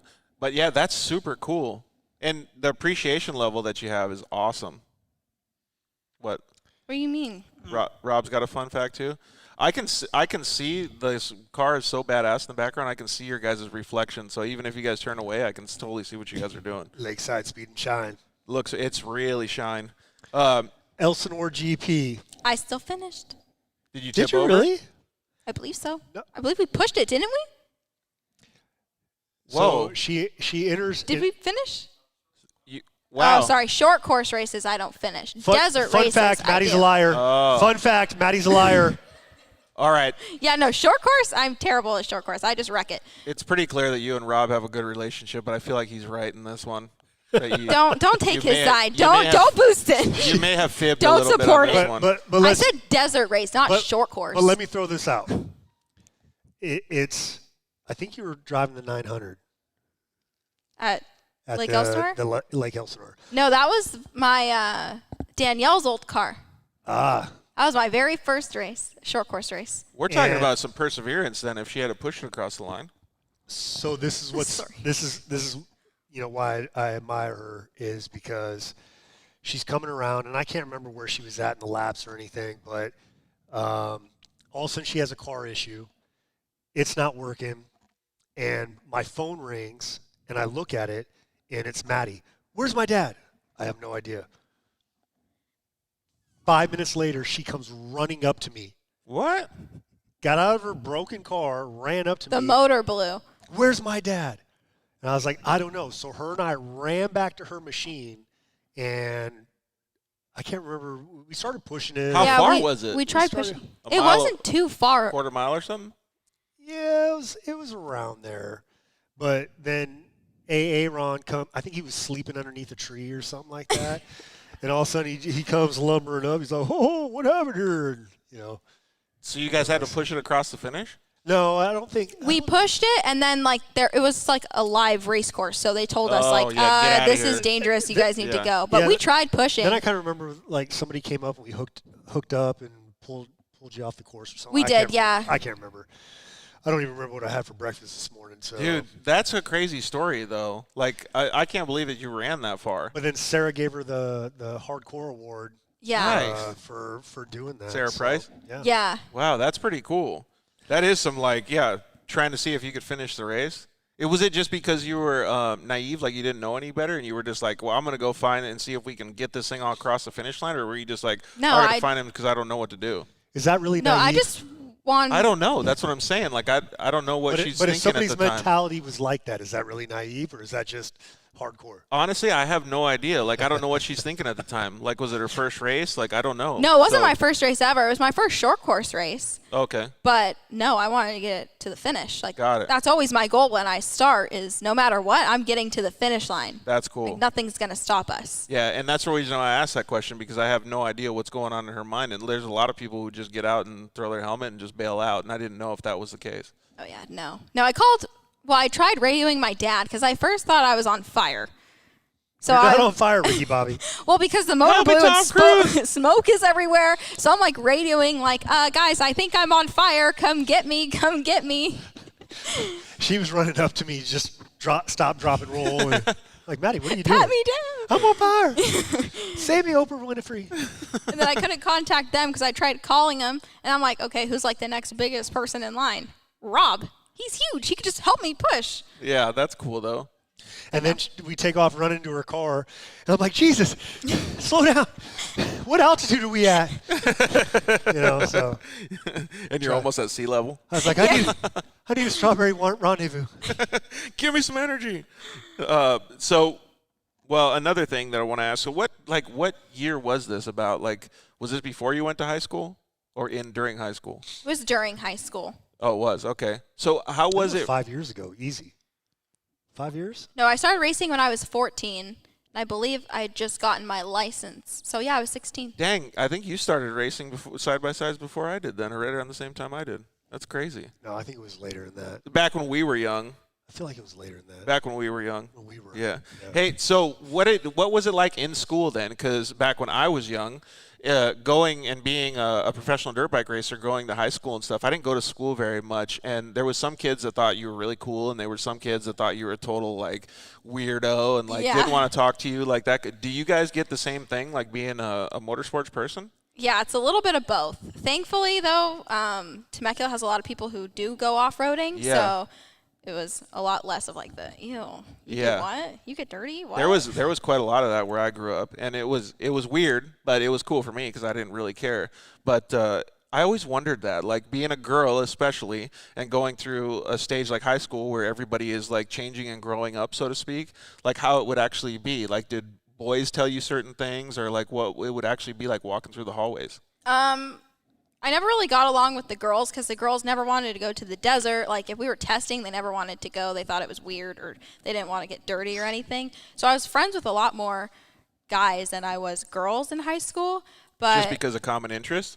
yeah, no other girls really kind of wanted to go out there. I had one girlfriend who was like, yeah, let's always go, and I would let her drive one of our razors around while we were testing, and she just thought it was the coolest thing. We'd bring a razor for her, and she'd just go ride around the entire time. That's cool. That's like a right-hand man right there. Like Yeah. personalities matching. Yeah, it was a ton of fun, and it's something her and her family had never done before. So the second we brought, it was a little Ace at the time. Oh, really? We brought a little Ace for her, and she was just going around having just a blast. Those things actually look cool, those Polaris Aces. Have you seen those things, Rob? Yeah, that's so Angus Powers, who was a injured warfighter, paralyzed.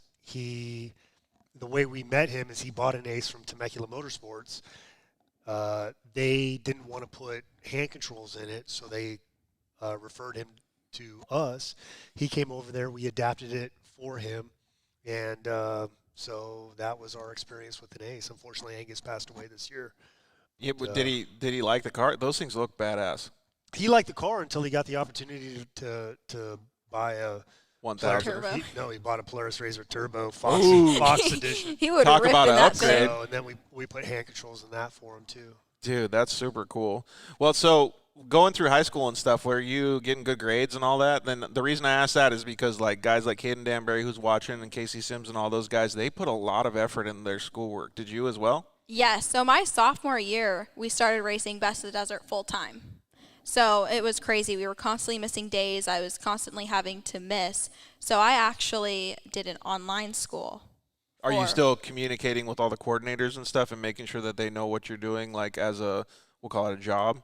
Yeah, so they would basically just give you the course and be like, okay, you need to be done by this date. Yeah. So you could go at whatever speed you wanted. You had to come in for finals, but other than that, it was easy. That was pretty similar to the way that I operated too. Yeah, so and it was awesome because, you know, if I was taking a week off for King of the Hammers, I would just, you know, work really hard and get, you know, a week and a half ahead of school. That way I could miss a week of school. So I don't disagree with any of that at all. Like, there's going to be a bunch of people that say, oh, no, you have to go to public school. You have to go every day of the week. But I like that I don't know what you would call it, dedication and self-motivation, right? Because going into some of the next questions that we're going to ask, like, it really prepares you to be to face adversity in a job, in an occupation, right? Because then you know when you got to really knuckle down and get stuff done at work, and then you know when you can actually just like take a little breather, right? Yeah, and I learned a ton. I mean, it's all based on how motivated you are. So for me, I mean, racing was the biggest motivator. Okay, if I wasn't done with school, then I wasn't going to the race. Yeah, so you're always even self-motivated to get your homework done because you wanted to get to the races. Exactly, Yeah, but I graduated I a year early, so for me it was... Dude, you and Brooke. Yeah. You guys are kicking butt in the whole education thing, I guess, huh? Oh, yeah. So do you have work that you do now? Yeah, I actually work for PRP Seats. Oh, right on. Yep. What do you do over there? So I oversee like all of the back orders and the operations, making sure all the orders go out the door in our 4 to 6 week timeline. Nice. That's pretty cool. Mm-hmm. Is it pretty fulfilling, or do you guys have to really, really crack down to make sure some of these things get handled? You know, a little bit of both. It doesn't take too much, but as long as you just stay on top of everyone and follow up with them, you know, a couple times a day and make sure it gets done. Crack the whip? Just a little bit. So that's cool, though, that you have that. Do you know who my dad is? No, I don't use that card. I know you don't. I know you don't. Anything but that card. Hey, so when she was helping unload the U-Haul, or as you told her, a small load of stuff, when she was unloading a U-Haul. The backseat of a car. Yeah, I go, here, you want to take this? It's pretty heavy. And she goes, I'm an independent woman. She threw it down to you like Oh, that? man. Yeah, like I just gave it to her and then ran away. He was like, it's heavy. I mean, we could wait. I'm like, I got this, as my arms were like shaking walking away. I was like, that's fine. Matt. Honestly, when I saw her face, like I didn't hear it, like I heard the words in my head, but I saw her face and I was like, George, you got to bail out right now. This is serious. Stung. Yeah. So, and luckily I was like in the U-Haul, like a little higher elevated, so I could run away quickly, and it would take like her a little bit to get up there if something happened, but we were safe. So you had the Christmas tree as your shield. Yeah. It was pretty cool to hear that, though, because you understand a lot about somebody's personality, right? When they say certain things like this, and now understanding the backstory of, you know, how she races and how she went through high school and stuff like that, it's all making sense. Well, being married to my wife for 25 plus years, I know all about independent women, you know. And there's a lot of them a lot of young women in the side-by-side racing world now, which is pretty cool. Absolutely. What about for you? Do you have a lot of women racer friends? Oh, yeah. I love talking to them, and most of them I met either at the races or through Instagram. And, you know, I've gotten really close with Sierra Romo, and obviously I met Sarah Price through Instagram, and Danielle Gardner, and all, and even Brooke through all Instagram. So it's really cool getting to meet everyone, and everyone's from different towns and states. But there's a lot of similarities, right? Because you all have that same go-getter motivation. Yeah, exactly. And, you know, we could all relate to something. So what's been one of the favorite, like, go-getter moments that you had, like, in your side-by-side racing career, we'll call it? And I'm talking about, like, working on your car, finishing a race when you thought you weren't going to finish, or even winning. Our favorite go-getter. Like, 'cause there's got to be some moment that's, like, stands out, like, we weren't going to finish this race, and then all of a sudden this happened and we were able to finish, or something like that. So I'd say Silver State. The past 2 years at Silver State. So That's a gnarly race, too. that race and I do not like each other. So What the very happened? first time I raced Silver State, my clutch exploded. Did you finish? And I finished. Nice. And then I thought I was going to nail it. Yeah, you didn't finish. and I finished. No, and then my second time racing Silver State, my motor blew. I'd say half a mile from the finish line. Like I could literally see my pit crew. Oh, And my motor blew. And so Gosh, Matt and I dang. get out and we try pushing it, and we're not the strongest of the bunch. So that didn't go well. So we hooked up a speed strap, and I stood in the middle of the race course, and Jagged X actually pulled over, let me hook up to them real quick, and then they pulled me across the finish line. nice. That's Yeah. super cool. I love desert racing camaraderie like that. Exactly. 'Cause And they then help out so much. Silver State this year was the absolute worst. There was a fire going on, so they kept on making the race shorter. Yep, we saw that. Yeah. So mile 100, we were in second or third, and we blew the motor. But it was man. still running. So, automatically, the pit crew and Matt, they're saying, yeah, we have to call the race. We can't run this any further. The car wasn't starting, nothing. So, we're all bummed. My dad heads back to our pit, so to get the trailer, that way he can come pick us up. And I'm like, Matt, let's just start the car one more time. So we start the car, and it actually turns over. Nice. And I was like, Matt, get in. We can race it. We can race it. Yeah, it only went 15 miles an hour the entire time. You guys made it, though? And we made it. We Yes. put 8 gallons. I love that. 8 gallons of water in, and then all the water that would go out, You'd pick it up and put it back in? yeah. Matt created Yeah. some he took a gallon of water, like the jug, and it would go back into that jug, and then we just keep on putting the water in. So you've been talking about, and we've said it a couple times, this Matt guy. Who is this Matt Lasher kid that you're talking about? This Matt guy. So he's my boyfriend. That's also my co-driver. Oh. Yeah. How does that work? Oh, it doesn't. It doesn't. Yeah, That- you're the co-driver. That's the boyfriend. There you go. Oh, that's his secondary job. I got you. Yeah. Racing is number one Matt, in this come family. come over here and just wave at the camera. Yeah. We need We- to see We won't be it. able to hear you, but you can just wave. So, man. Yeah, you're in there. There's a little delay. You're in there. Yeah, there's a little Hi, delay. bye. But thanks You for did coming good. in, Matt. We really appreciate it.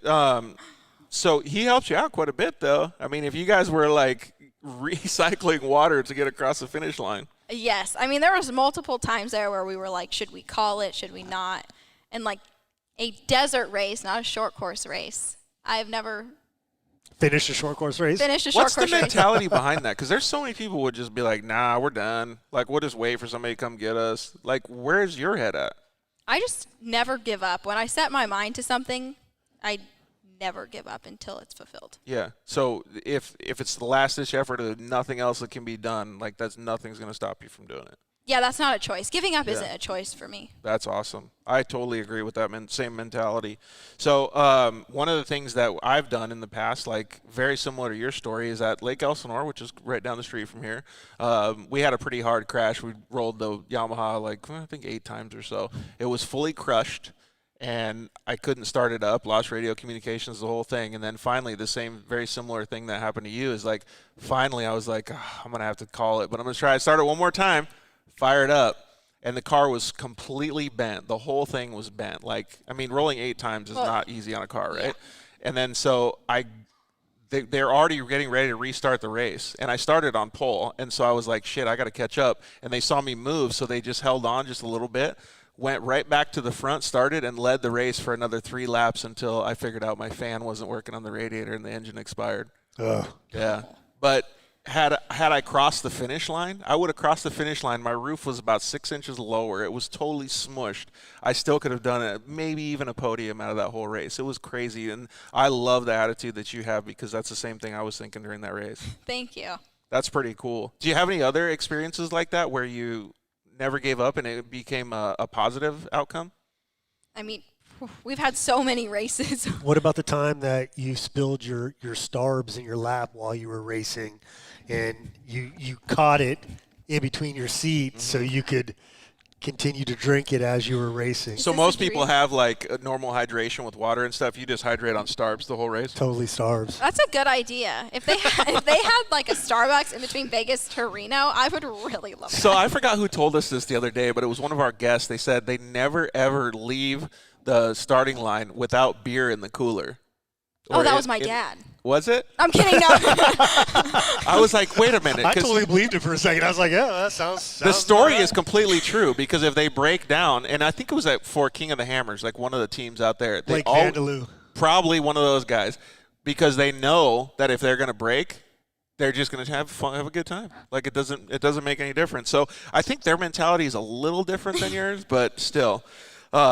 All right, so we're going to do a rapid-fire Q&A, but I wanted to ask you a couple other things. Like, first of all, we asked who Matt was, and so that's pretty cool that you guys have such an outstanding relationship. There's not very many couples that can actually go through the rigors of racing together and be able to have such a good relationship, right? Yeah. I mean, it's a ton of fun, though. Like, we have a great time in the car together. I think it's because your attitude, because you guys are so, I don't want to say nonchalant, but you're so easygoing about it, right? Like you're truly having a good time. No, I think Matt is easygoing about it. Matt's a little more easygoing than I am. Yeah.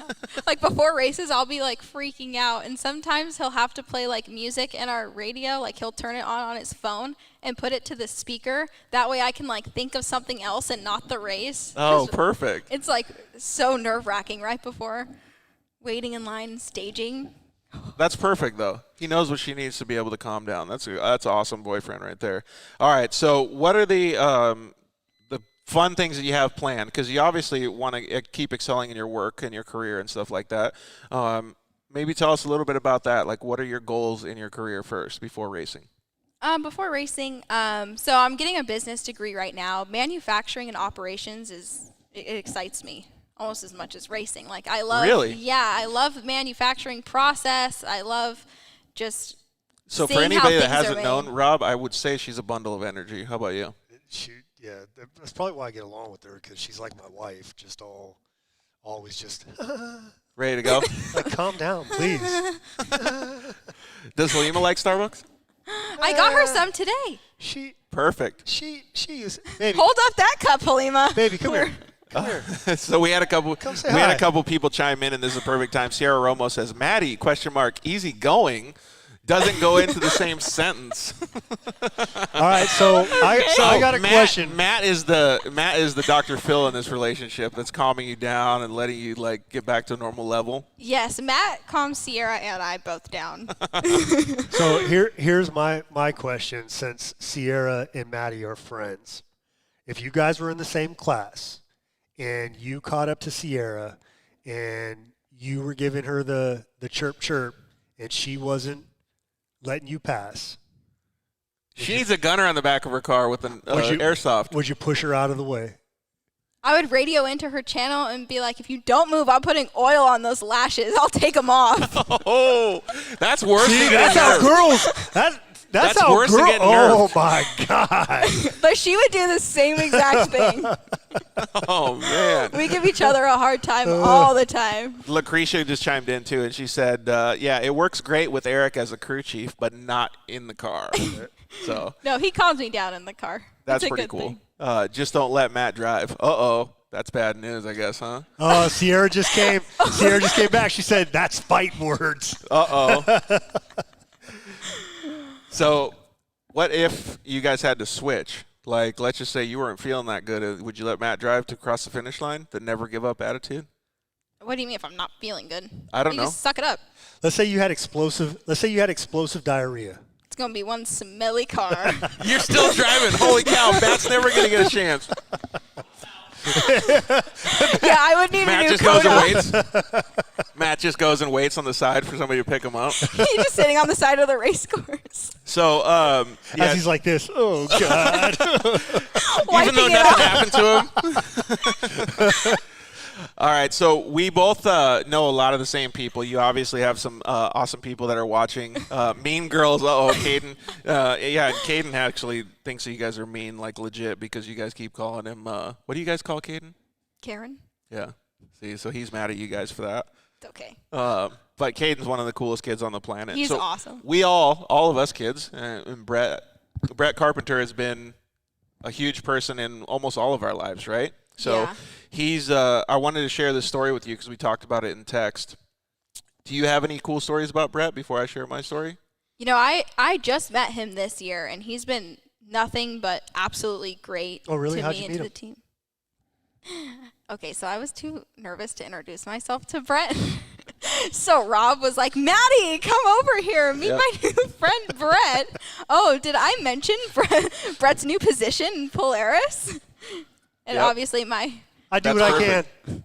Brett, do I what I had no can. idea who you were. So has anybody ever told you? Your dad's probably mentioned it a couple times. It's not about who you it's not about what you do. It's about who you know. Yes. Yeah. I hear that all the time. Yeah, so that's a very, very big thing. And so Brett Carpenter is one of the people that we all know. And I made sure that I wanted to share the story on air with you because I still owe that guy my life. We were at the UTV World Championship, and I don't want to get all emotional. I'm just going to say this because it's such a positive message. In 2019, and I ended up getting hit by another race car in the head. And basically lost my life. But he was the one that stopped. He was driving Danielle Gardner's car. He'd never raced a UTV in his life. So when you said he was a godsend in a text message to me, he truly was in my life. He's still never raced a UTV to this day. That one time he was on the race course, he passed by me and he stopped, and he saved my life on the race course until I got to the hospital. That's the only time that he's ever been in a race car. So truly he was a godsend, and we appreciate him for being such an awesome human being and doing that, because had he not done that, we might not be having this cool show with you. That's crazy. It was pretty rad. So not only is he the Polaris Razor race team manager, he's a fantastic human being in general. So keep that guy close to your heart for the rest of your life. You know what I mean? Totally. So I'm glad that you got introduced by Rob. I'm glad that he went over there and broke the ice for you. So that's super cool. And what was right about that is he actually walked up to me and said, "Hey, you're Rob from Warfighter Made." And I was like, "Yeah." And he's like, "Hey, I just took over sponsorship for Polaris Razor. You know, I used to be over at Rigid and da-da-da-da-da." And I was like, "Dude, that's so cool. Thank you for saying hi." Maddie, come here. Perfect. Maddie. 2 seconds later. Yeah, for real. For real. That's awesome. Well, what are some of the goals that you have for the future then? We talked a little bit about it, but you obviously want to finish every race, but what are some of the real milestones that you want to accomplish? So I'm going into this next season going all out. You know, I want a podium. I want to win. Obviously, wins are With this number one. with this new Sierra With the- Romo car? Yeah. Randy. Randy. It's Randy. Oh, I thought it was Sierra's. I missed Sierra that and I part. are now twins. But, no, I want to go in and, test driving the car these past couple days has been amazing. I am so excited to start racing on January 8th. I really do feel like I'm going to put it So this up on the confidence box. level just skyrocketed in It this did. new car? I've never been so excited to actually get in a car and go racing than I am. How about right the people now. around you? When they saw you driving this car, were they like, wow, this is a game changer? Or Matt sitting in the passenger seat, was he like, wow, this thing is good? Yeah. Oh, yeah. When we went clutch testing the other day, I drove it out of the trailer and I went inside the trailer to go get my helmet, and I walk out. Matt's already buckled in. He's like, I'm going to go take it on a ride real quick. Nice. I'm like, okay, I'll stay here. Don't mind me.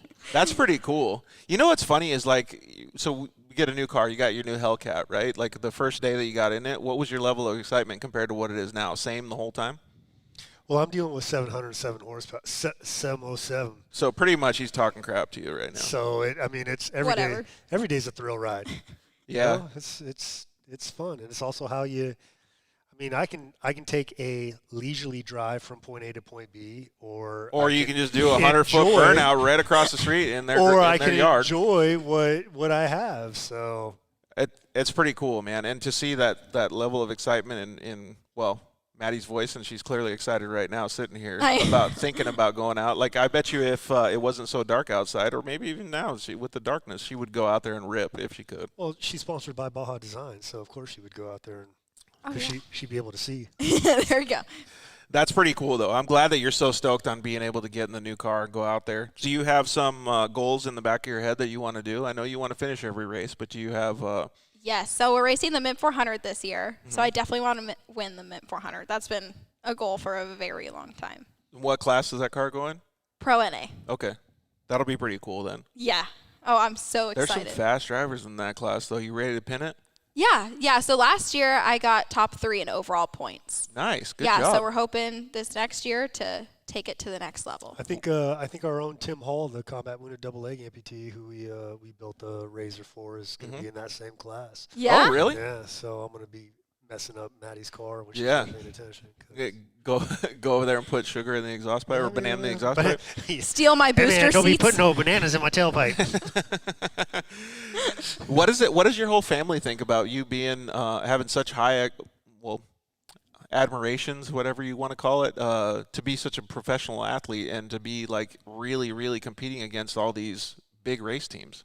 No matter what, my family has always been so supportive with everything I've done. I used to play soccer. They were supportive through that. And now with racing, they are just as excited and they encourage it. They help me with everything. If we need to go get parts, I'll call Mom in the middle of the day and there she is driving to Car Tech on a Tuesday afternoon. It's everyone. Full racing effort. True or false? Your dad is so upset about your racing career that he tried to rip off your finger to end it because he was jealous of your racing career. True or false? So true. True. See? He tried taking my finger off. KOH. Look at that little stubby thing. It is. That used to Less be an stubby inch. than this one. That used to be an inch longer. And her dad was so jealous. What's the fun fact story behind this? So this was our second year racing King of the Hammers.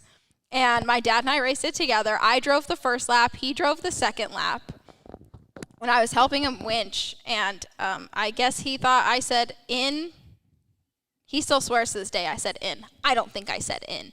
But my hand was still trying to get the winch line around the rock. So it was back here, and I heard him, and I took my hands out. Well, this finger was a stuck little in too there? late. Yeah, and just chipped a little Top piece right top off off. of it? Oh, my gosh. I was crying my eyes out. You didn't need that part anyways, I guess, huh? Yeah, and then it was terrible because there's like a ton of people taking videos and pictures. Was it squirting blood or was it just like good? I'm over dramatic. So if you ask me, oh my God, it was like a fountain of blood. But if you ask my dad, it was just kind of like Barely dripping. That is pretty cool, though. There's not very many people that can have a boyfriend in the passenger seat, a dad in the passenger seat, or any type of family member. Like I, for instance, couldn't even have my fiance as a spotter. I had to get rid of her because she was too concerned about me crashing, so it didn't help me in the racing effort. Halima won't ride with me. Yeah, see? Same thing, man. Halima won't ride with me at all. I just want to let you know, for all the listeners that are listening to this, I've been enjoying the hell out of that strawberry rendezvous. Yeah. While you So guys, if you're listening on iTunes and you're not watching him just suck down the strawberry rendezvous and hearing him, it's because he's got the microphone up and he's eating it. this ain't my first rodeo, okay? Strawberry rodeo. Yeah, I ain't freaking smacking my lips in the mic, all right? All right, so we've done I'm glad that you have all those high aspirations. I really, really want to see you do well in 2021. You and Brooke as well, because she puts a lot of effort into her racing program. It's going to be really cool to see what you guys do, and to have that same excitement in 2021, like when all this crap has been going on, is really refreshing to see. So I hope our audience members can see how excited you are to do it. Thank you.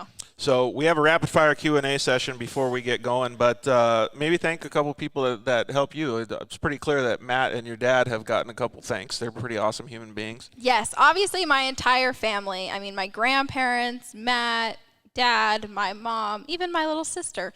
They are the ones who push me and I they thought your little motivate sister me. was taller than you, though. Okay, my little big sister. Or big little? Which one would it be? I don't know, but she towers over me. Little big. Yeah. I mean, they all help me. And, I mean, all the companies that have backed me since day one, I can't thank any of them enough. And I'm excited for next year. I'm still solidifying a couple more deals. And I think you should be pretty proud of yourself. A lot of the stuff that you're doing is not given to you, right? It's hard work, it's dedication, it's motivation, it's showing your excitement, and you're doing all that. So keep up the good work. Thank you. All right, you ready for this rapid fire Q&A? Rob has answered most of the questions, but maybe if there's one that slips in that you haven't answered, Rob, you can slide in there too. So, all right, dunes or the river? Ooh. Have you answered that one yet, Rob? I'm a river. You're a river guy? I never was a river guy until like literally this year. And then we went to Lake Powell for the first time. I went to Lake Mojave for the first time. So you're committed. And all of a sudden I'm like, I am a bona fide river person. Yeah, sounds like it. Or a lake person. I'm one of those. Put me on a boat with some alcohol. I'm great. I'm probably dunes. I don't know how to drive in the dunes, but it's fun sitting in the passenger seat. Yeah, see, she doesn't mind being in the passenger seat. I could totally do passenger seat too. Rob can't. Just in the dunes.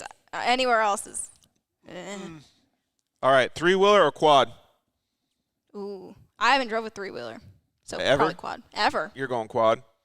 It sounds like the less tires she has, the more issues she has. Yeah, I try to have as many wheels on the ground as possible. Quad is probably like the TRV outside. It's got six. Yeah, Yeah, that should be my daily. yeah, that would be pretty cool. It was funny because she was backing up and she goes, "We're gonna need to move this stuff a little bit out of the way. I'm not the greatest street driver." Yeah, when we were leaving. Oh no. That's pretty awesome. Do you watch motocross at all? Yeah, I'll watch Supercross every now and then. Cincerillo or Osborne? Do you know either? I of them? don't. Wait, Jason Osborne? That's his name, right? No, that's Jason Anderson. Anderson. Zach Osborne. Yep, I don't know either of them. All right, white bike or green bike? White. You're going white bike. All right, so you pick Osborne. Little Smokies or pizza rolls? Pizza rolls. Pizza rolls all day. And we ask this question every time on the show, but it always burns the crap out of the top of your mouth. So you got to crack it open a little bit. Is that the tip? Yeah. Fun fact. And then it kind of like cools down, then you eat it. And then it burns the crap out of your mouth, and then you eat it. No. Not if you crack it open, let some steam out, blow into it, and then you eat it. That shit's lava no matter what. Dude, that's what I'm saying. No It's matter always lava. I shouldn't even ask this. Coffee or tea? Actually, you're going to be surprised. No way. Tea that I get from Starbucks. That's not tea right there, is it? No, but this is coffee, to push me through. Oh, okay. Get me excited. So tea is like another level? Yeah, I get an iced peach green tea lemonade. Jesus Christ, woman. Can I ask a question? What the heck is a... Matt, I being don't your even remember boyfriend, that. who pays for most of these? Are you on your own account, or does Matt hook it up every once in a while? I'm on my own account. I really She's an independent woman. Thank you. Shut up. Oh, so Matt just chimed in. Yeah, Matt just said she got my card on her account. So, man, so Funny how that not works. only is he getting gypped on this whole $6,000 paycheck per year as He being, has to pay this. yeah, he has to pay it. So that's like a $12,000 deficit right here, man. We got some serious loyalty going on. Favorite soda? Ooh. You can't say Dr. coffee. Pepper. Yeah, I kind of figured you were a Dr. Pepper girl. What, my stereotype for Dr. Pepper? No, Yeah, soda's just not. Do you really drink soda? When was the last time you drank soda? I had a Shirley Temple after Vegas to Reno. You're 19. Exactly why she had a Shirley Temple. Well, She used to steal her dad's car. She's not ready to admit that she drinks alcohol right now. Yeah. Her grandparents are in the freaking audience. Uggs or Crocs? Uggs. Oh, yeah, all day glitter, huh? Yeah, glittery Uggs. Did we already ask you that question, Rob? Uggs or Crocs? Oh, man, I get down in my Uggs. All day? No, I have Crocs. Four-wheel drive Crocs? Well, it depends. Depends on what I'm doing. So my whole Croc story was the last time I was in Iraq, they came out with some stupid-ass rule that you couldn't walk from your cans, your living area, to the shower trailers with flip-flops. You had to have some sort of closed-toe shoe. Like Crocs? Which was stupid, right? So I called up Halima. Halima sent me out some desert tan Crocs. I was styling. Dude, yeah, that actually is a good solution, though. Hell yeah. Utilitarian solution. Hey, so Sierra Romo said you should race the turbo class. I agree. Is that like a next year goal, 2022 Yes. goal? Yeah, 2022, I definitely want to be in the turbo class. I think she's trying to sell you her 2021 turbo car. No. That's what I it kinda have sounds like to everything me. to flip it back over. Oh, okay, I gotcha. And Wesley says, do you have Franklin ready to race? What's Franklin? Is that a car? Franklin's the name of my car. Oh, really? Yeah, I did Where not did that name come that. Randy named it Franklin, and they said I have no choice but to keep it to Franklin. What's Franklin though? I don't get it. The Is car's that I just don't name? know. Like, it's such an old person name, Franklin. So that's your car then. Yeah. Okay, Madeline. And Wesley Leffler just said Maddie, so I'm assuming he said saying hi. Also, Lucretia gave a shout out to Brett Carpenter also when we were talking about him, that he is a great guy. Yeah, he is 100%. And yeah, a couple other people. Caden commented and said you're going to kill it this year too. So. Aw, thanks, Kaden. I think he was talking to Sierra on that one. Are they just texting through the live? Yeah, just Hi, hanging Sierra, out back I and miss forth. you. All right, actually, I'm going to add this question in for both of you guys. So if you could have a Mount Rushmore, which is 4 people, who would your off-road Mount Rushmore be, Maddie and Rob? Oh, my off-road. I want to see the difference because when you were young and when you were young, who did you look up to? Like, where's your Mount Rushmore at? Bryce Menzies, Andy McMillan. You're not picking any UTV guys yet? Well, those were the first 2 that came to mind. I know. I had to say that in the middle so you wouldn't leave them out. Yeah, you're right. Okay, let me think. Rob, you got yours coming up? You got them on deck? Well, I'm like, right off the bat, like Bob Hurricane Hanna. Ooh, that's a good one. Probably Rob Mack. I was going to say Rob Mack for sure. I got a lot of respect for that guy. Legend.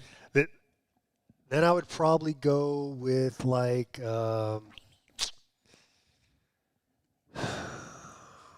Dude, there's so many good guys. I mean, we're not even talking about like Walker Evans, Iron Man Stewart. Like, there's so many and older guys. Ricky Johnson. Yeah.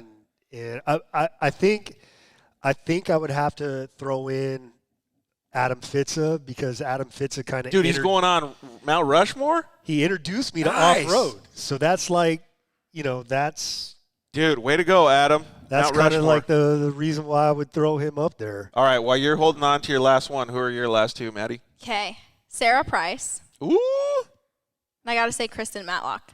nice. All good choices. That's pretty cool. So I'm glad that you have at least one solid UTV person in there, and Sarah kind of came through UTVs a little bit, so that's pretty cool.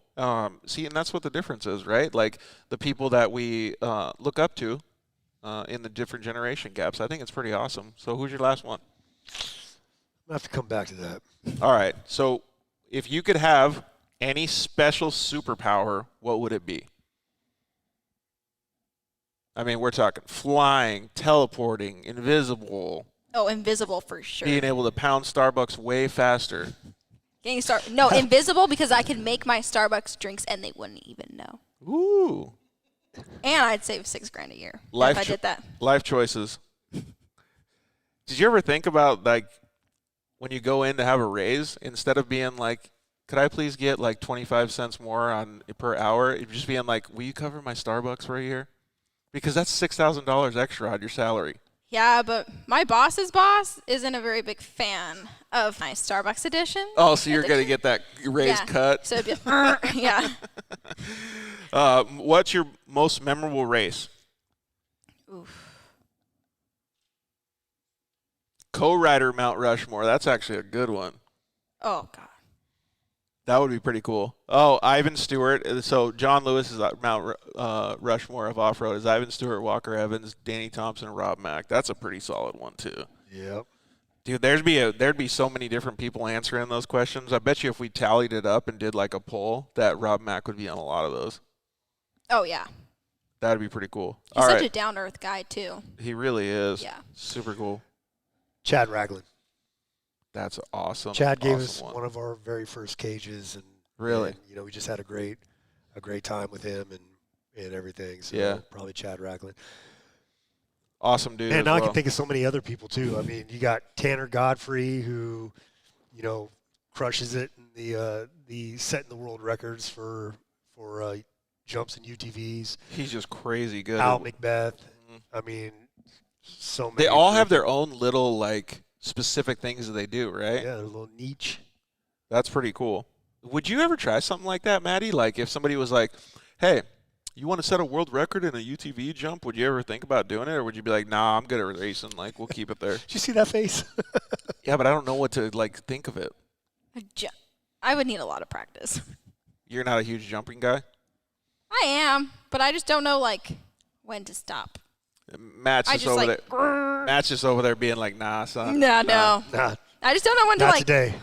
Tomorrow doesn't look good either. Yeah, he's not sitting in the passenger seat apparently for that one. Yeah, no. So what was your most memorable race? So I can't pick between two. It'd either be the King of the Hammers that my dad and I did together. That he chopped off your finger? That he chopped off my finger, because that was actually probably by far one of my favorite races. That's cool. Yeah. I've heard a lot of people say that about King of the Hammers. It is so much fun. What did you think about it, Rob, even though you didn't race? I've never raced it, but I always tell everybody, it's like, to be in a race where you have to get out of the vehicle to like winch through an obstacle or to pick a line. Yeah. I don't want to get out of the car. So a bunch of people have actually asked me to be a co-driver in that race. I'm like, no, I'd be horrible. Yeah, like you're an idiot. Like, thank you for the offer. It's really like endearing, but like I'd have to switch seats because I wouldn't be the one getting out because I would be very unsuccessful. But I don't know how I would like doing the rocks and stuff. Every time I see the guys in the actual Ultra 4s that are like, yeah, I didn't have to get out of the car once, I'm like, that's who I want to ride with. That guy? That guy. Yeah.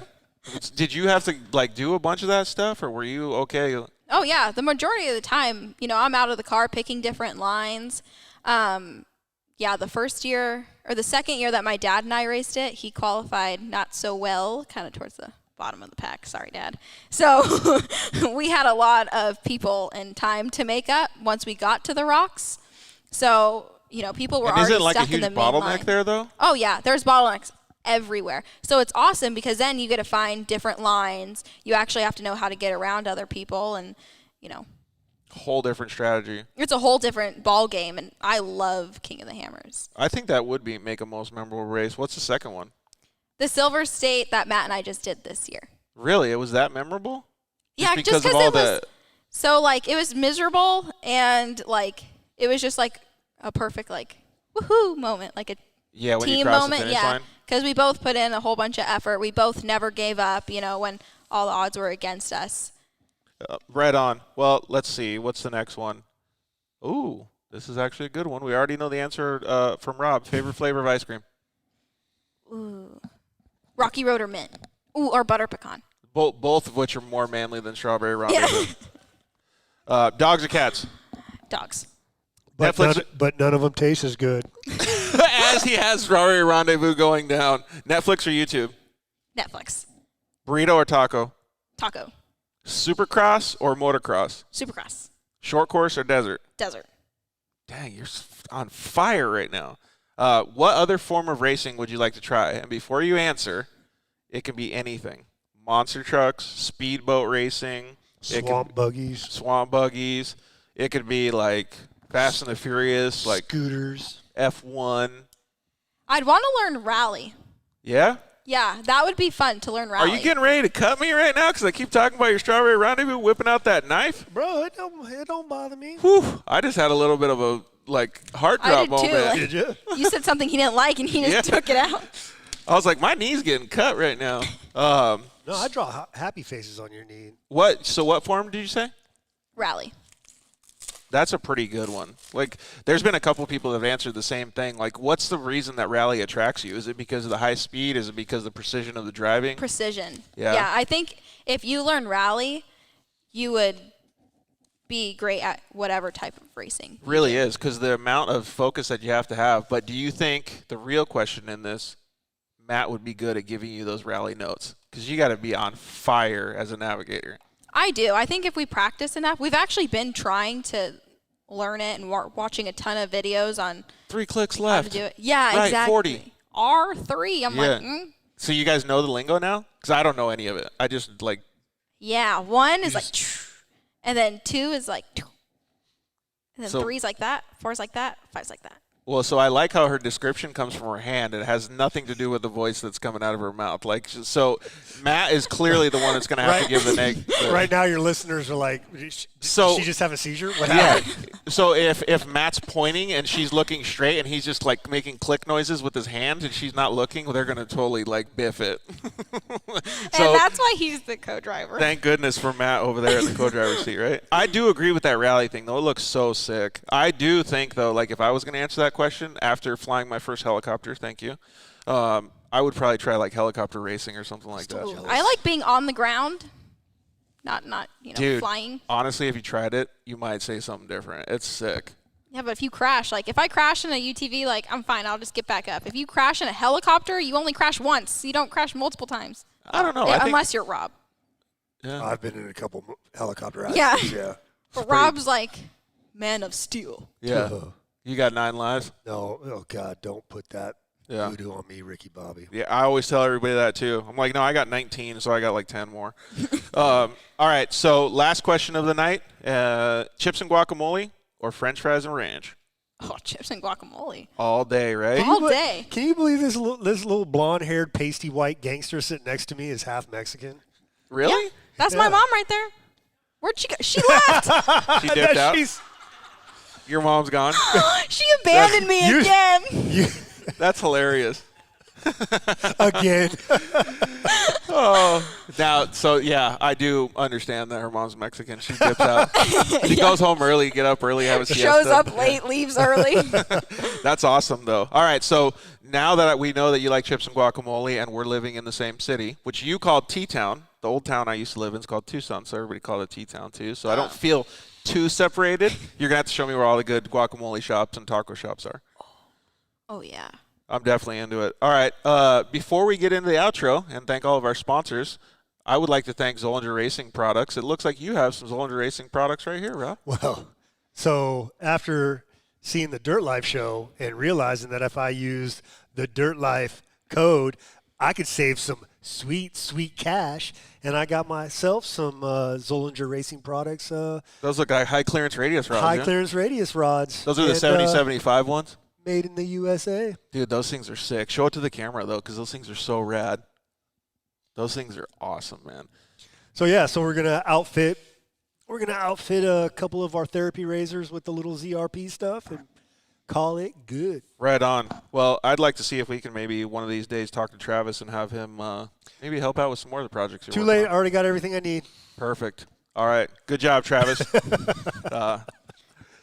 We definitely want to thank everybody for joining us tonight. Thank you so much to all of our sponsors. Thank you to Zollinger Racing Products, like Rob just said. Thank you you can use the code DIRTLIFE at ZollingerRacingProducts.com. Thank you to the guys over at KMC Wheels. We know you guys are both Method fans, but thank you very much to Ryan over at KMC Wheels for always supporting the show. KMC is hooked us up. We got a general back there that we built for a double leg amputee on KMC's. Yeah, so they did make fantastic products as well. So, and thank you very much to Ryan Guidus over at EFX Tires. All good people. Thank you very much to Justin over at Shock Therapy for letting me fly his helicopter and supporting the show. So, good guys over there at Shock Therapy. Warfighter Made. Yep. And use the code DIRTLIFE. Save yourself some money over there. You can get the same stuff that Rob's using on his cars and what all the top guys like Brandon Sims and everybody are using. So tell them that the Dirt Life sent you. Thank you very much to the guys at Solderweld for supporting the show since day one. You can go get an off-road repair kit anytime at solderweld.com. Use the code DIRTLIFE. Save a whole bunch of money. I'm telling you guys, you don't want to go on the trail without these. You don't want to go on a race without these because you can always finish the race like Maddie wants to do as long as you have one of these things. Even if you break a radiator, you can patch it up. And thank you guys. Thank to the guys at Cryo Heat for joining up for 2021. Like I said before, they have insane parts for your Polaris RZR, less rolling resistance in your transmission, and with their Pro Mod transmissions. And please tell them that the Dirt Life sent you if you want to get any of your stuff done over there. They can even do your CV joints and have less rolling resistance in your car, man. So every little thing in these UTVs helps to make more power. Next week, we have the week off. We're going to just hang out because everybody's going to be hanging out with their families for the holidays. So we're going to take a week off, and then we're going to hit it hard when it comes back to 2021. So we can't wait to see you guys then. We really appreciate all of you guys for joining us tonight. Thank you, Rob, very much for having us at your awesome headquarters here in Temecula. It's a pleasure to have you. We really appreciate it, man. You guys always outfit it for us. And thank you, Maddie, for coming in. We really appreciate it. Thank you for having me. It's awesome to get behind the scenes and get your story. It's really cool. One of these days, I think we'd like to talk to your dad a little bit more when we have a little bit more time, too. get his story and see if we do need to have a Starbucks intervention. Don't encourage that. Thank you.